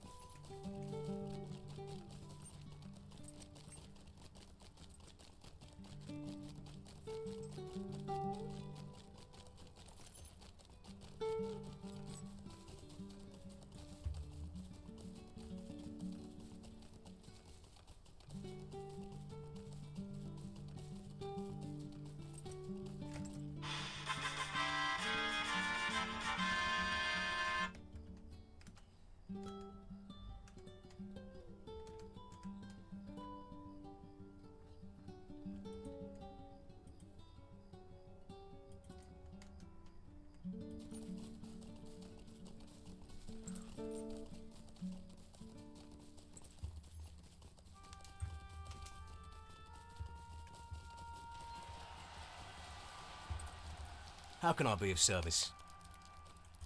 What do you need?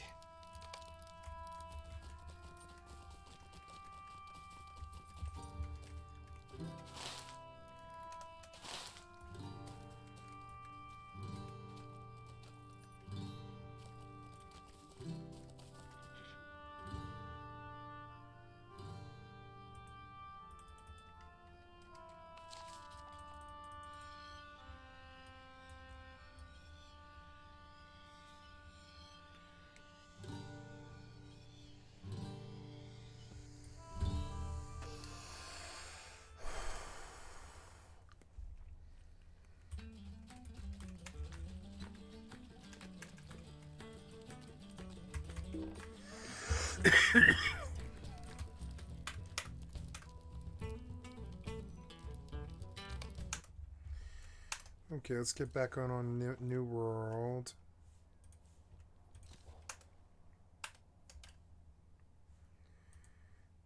We will try Embers Adrift now.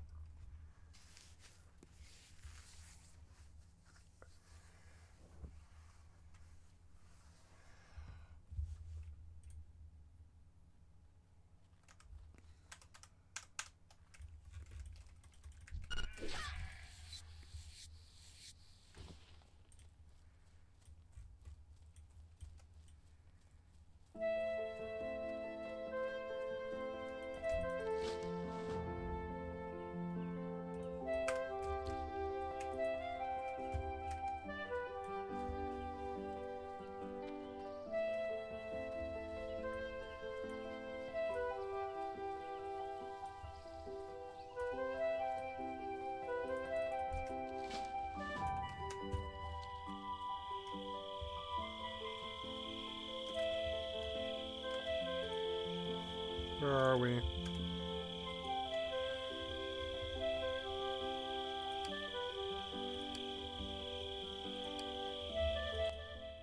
Sorry.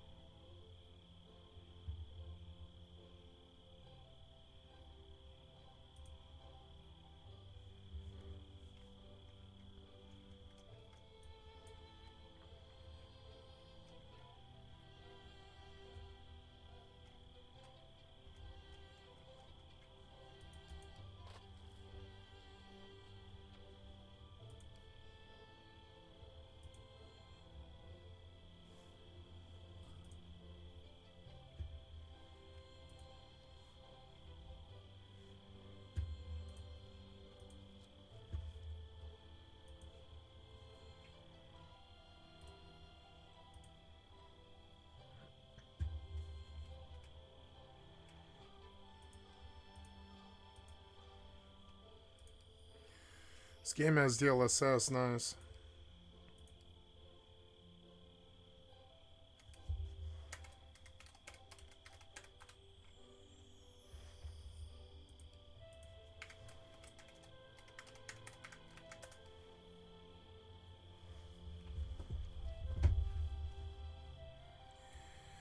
I'm a level 1 striker. It's a hunter.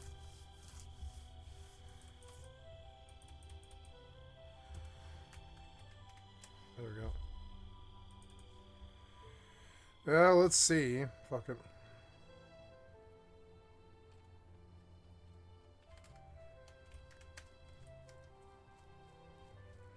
I guess I own Embers Adrift and I haven't fucked with it in a while. Got a better card than the last time I played it.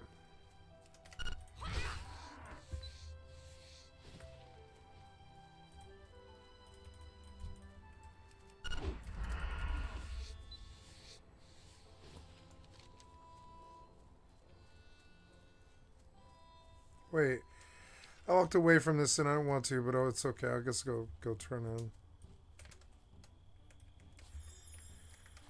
Oof. Yeah. I mean, yeah, it's playing okay.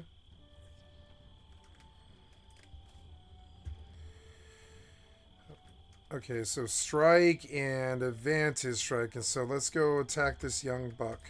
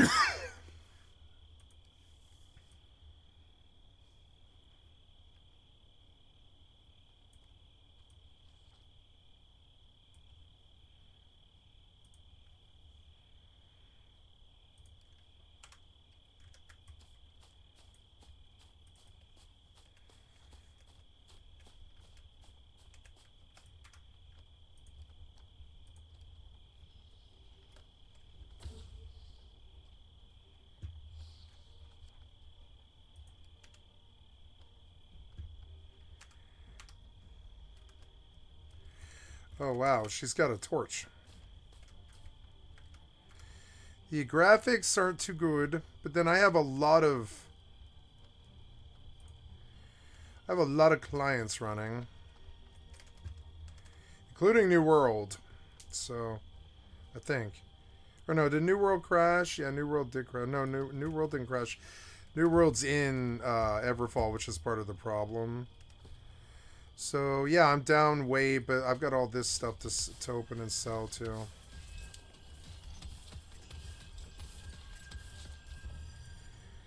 Nice. So I'm going to dump all the rest of this extra stuff.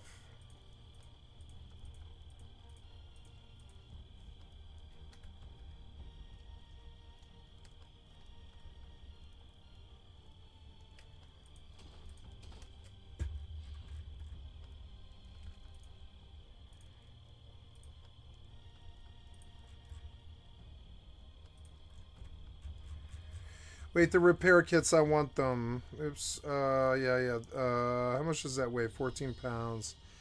Yeah, sure. Fuck it.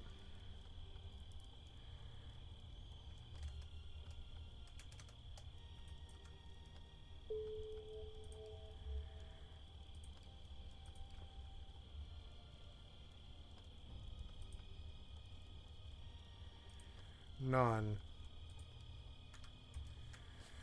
Is that what the problem was? There was like a 30 FPS frame rate.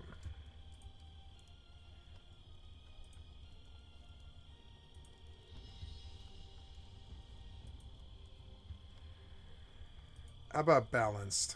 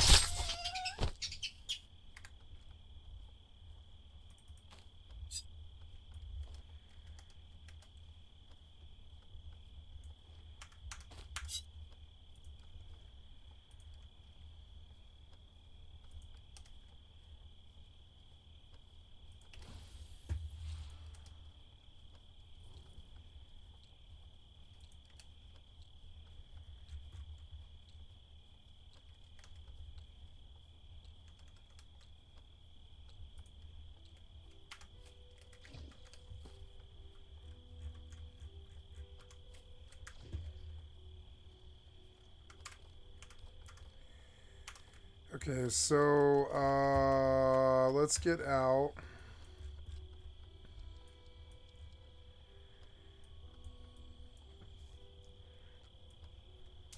I want to farm somewhere that isn't boring, so we'll go. I think Dreaded Landing is okay, but I think there's safer places than that, though. Like out here.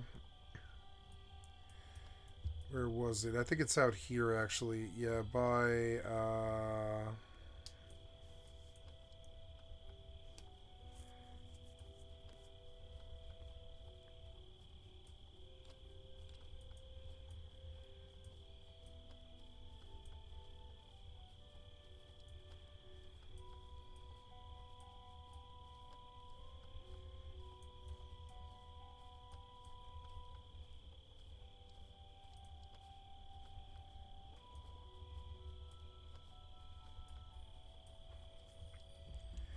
there, this place. This is where I normally go, I think.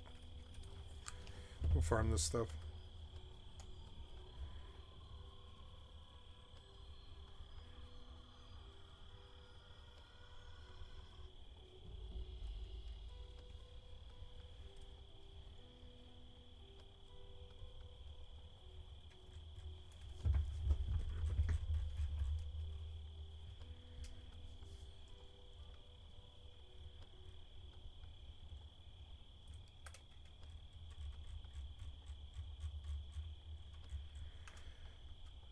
Okay, let's balance the sound now because immediately the environment, yeah, is like off the hook. The effects are...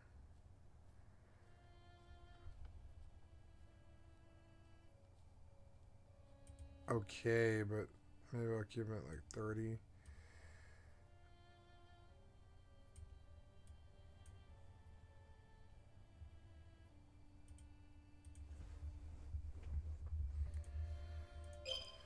Yeah, like that. Itchy.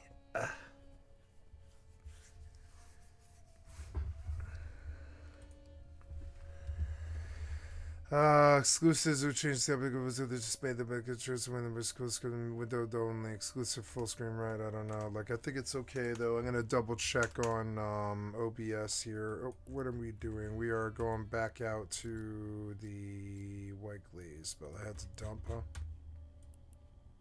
Warp drive active.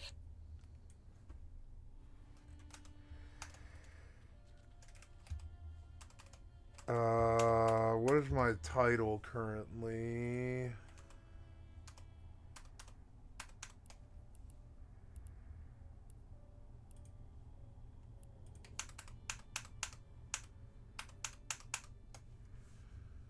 My title currently is, yeah, New World and everything. Yeah, it looks good. Okay.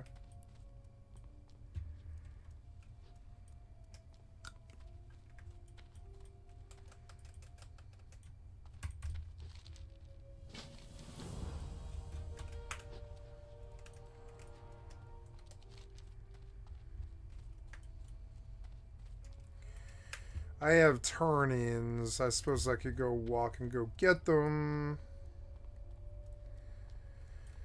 Yeah, I think I probably will walk and go get them. It's another long-ass walk. It's fucking annoying. Oh, I dinged, did I? Yeah, I did. Well, this will help with progress towards that.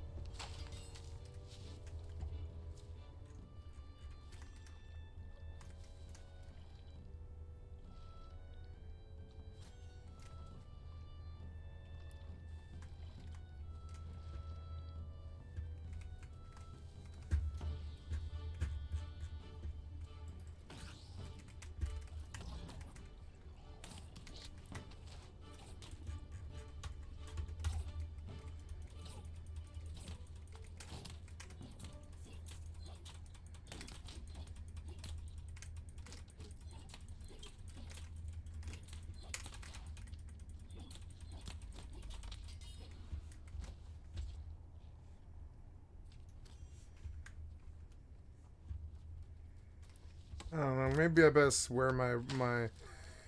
Yeah, I don't know. Maybe if I buff up, I'll be okay.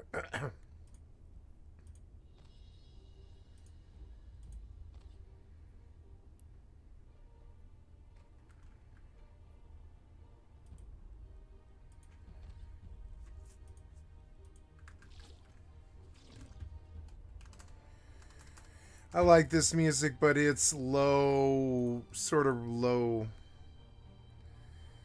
Like, it's good, but I don't think I want to right now. Let it sit for a minute and look around. It's a pretty good game, actually. I think I like this game, even though it's kind of bad.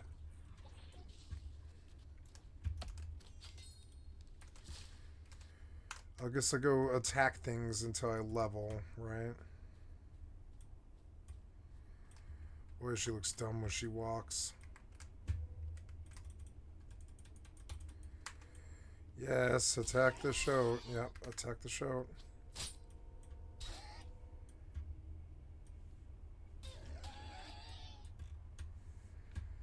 Yeah, it's got that auto swing I'm always looking for, you know?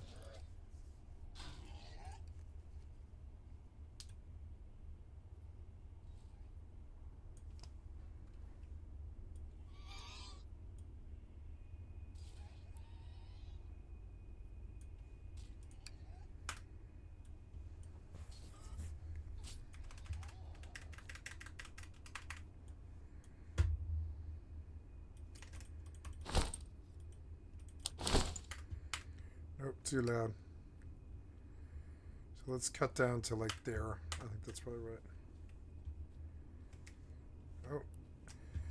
Frame rate is just like not too good. But I don't know why. Oh.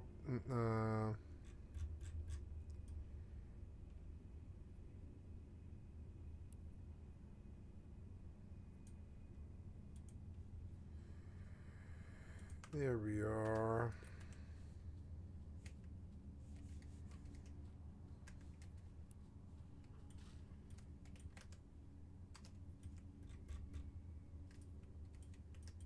That dog killed a deer.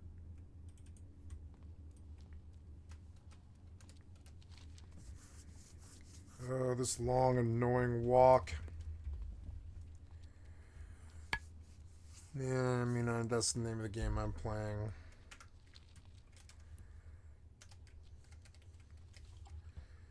That's honey, is it? Yeah, I mean, honey and meat bait and willow speed and stuff, yeah.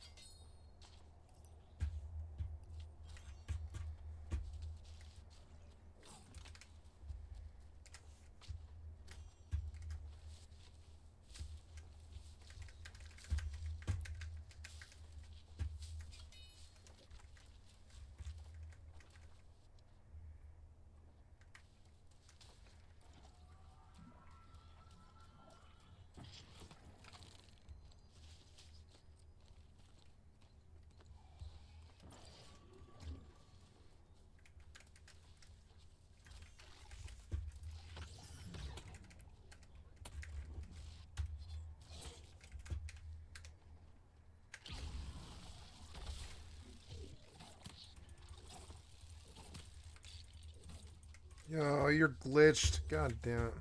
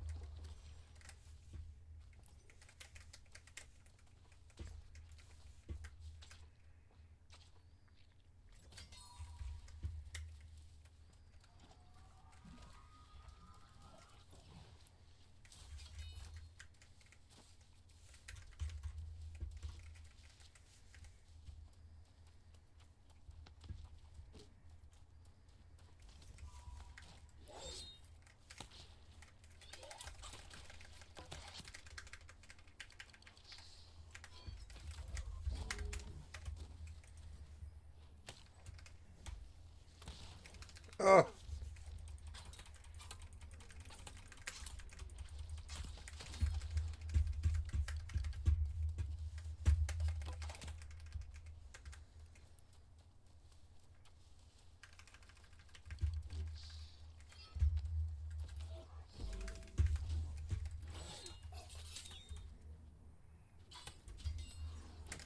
Once you got it, you never lose it.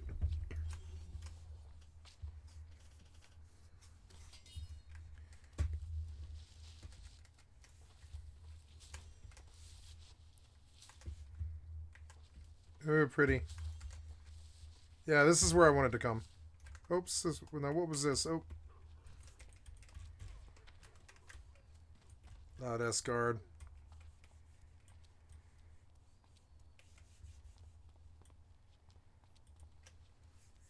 Walk, walk.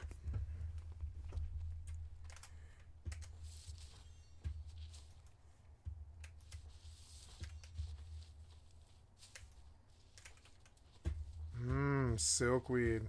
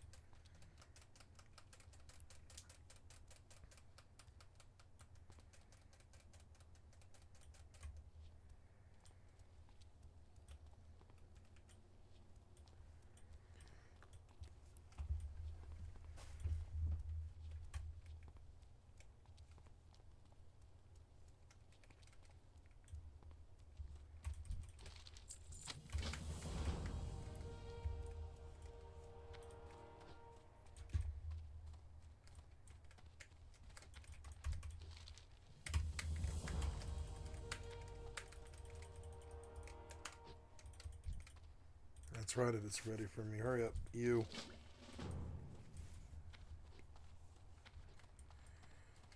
Okay, well that was half a level, nice. Getting a little bit faster at this sort of stuff, but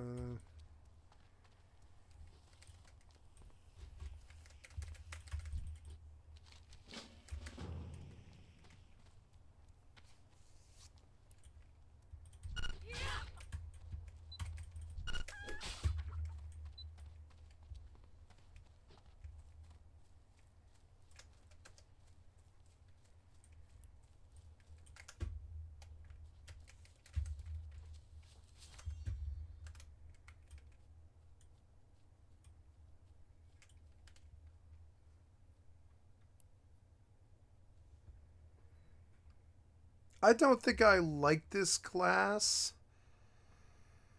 but I don't know.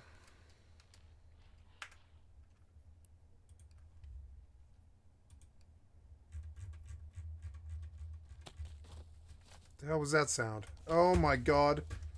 What the fuck? Oh. What? Come on, man.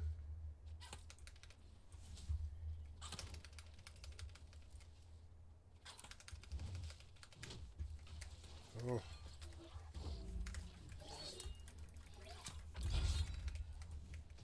Yep. Now finish him. He looks so cool. I love this game. It was like really the best looking MMO ever made. You went down, Mokthor the Thundering. Because I have the eye level. Alright, what other stuff is here? But first I've got to play a song if you don't spawn a damn boss on top of me.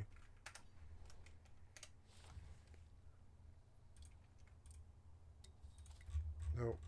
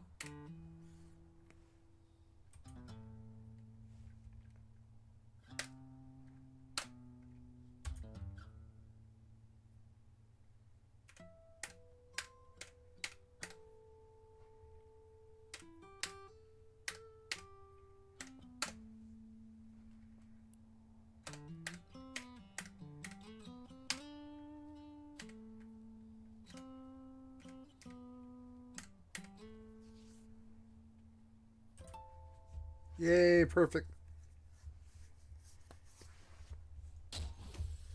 Give me 90 minutes. Yeah, 90 minutes is good. It's good. It's good amount for a buff. Okay, leave, and then where's my buff? Where's my song buff? Where is it?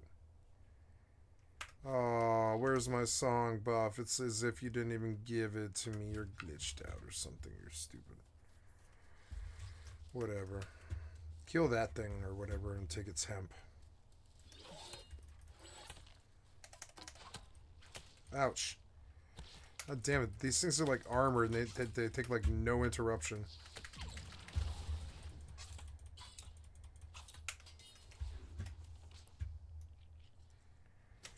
Stupid invasive chameleon.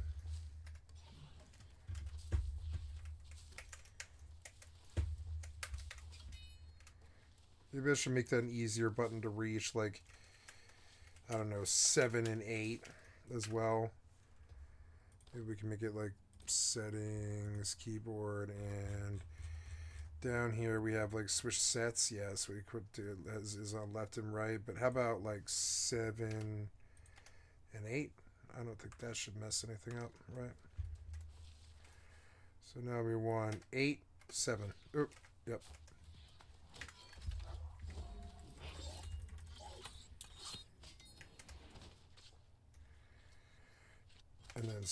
And then 8.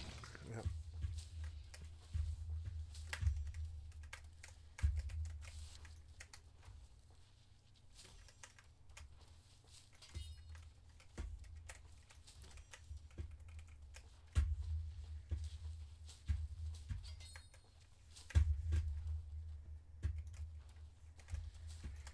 I hope the kids go nuts for this game. It's going to be such a good MMO on the console.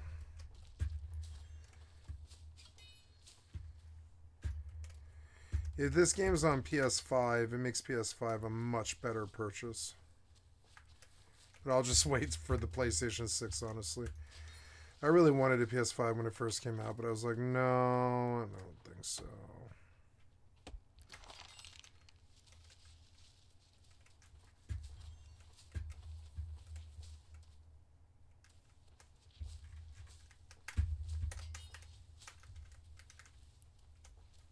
Shock bulb.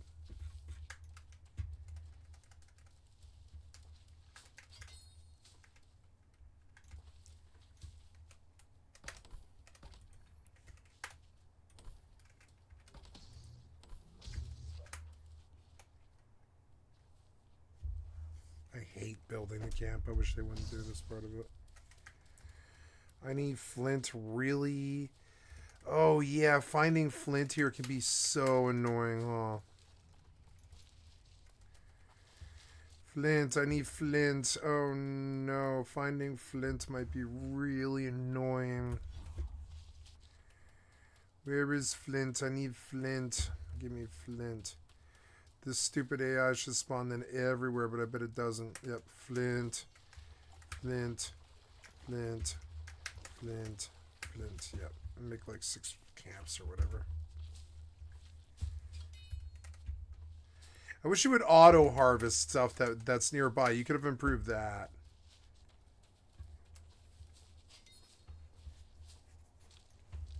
Hyssop.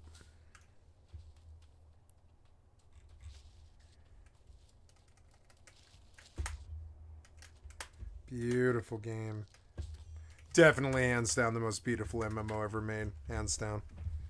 It is an MMO. I've seen like 500 people versus a mob before on this game. This game's an MMO.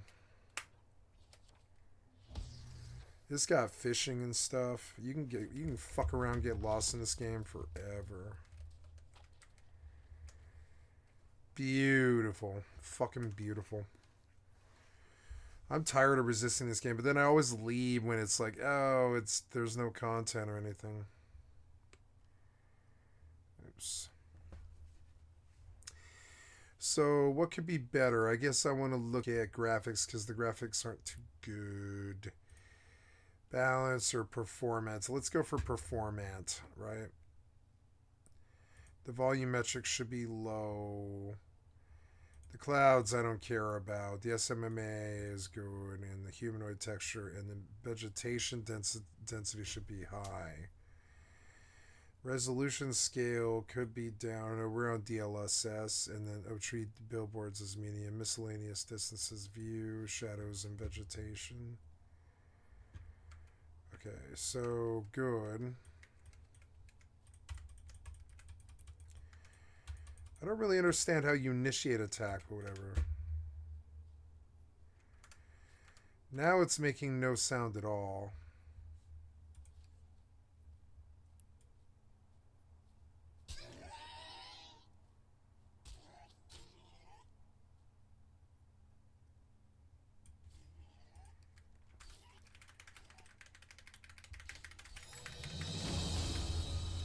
I can now use Fading Strike. Gore. Sit down. N or whatever, or T. Yep. And then sit. Oh, you can't sit with the torch. That's dumb. Come on, man. Why bother putting the fucking torch in the game then? Whatever.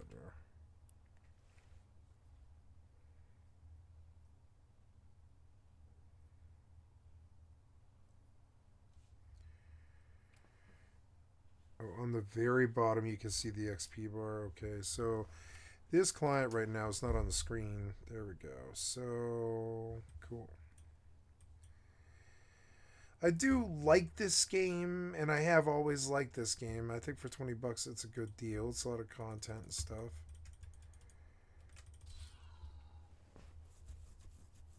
Baiting Strike. That hurt him. And then all those abilities are really long. Yeah. I could just like tune out while she melees.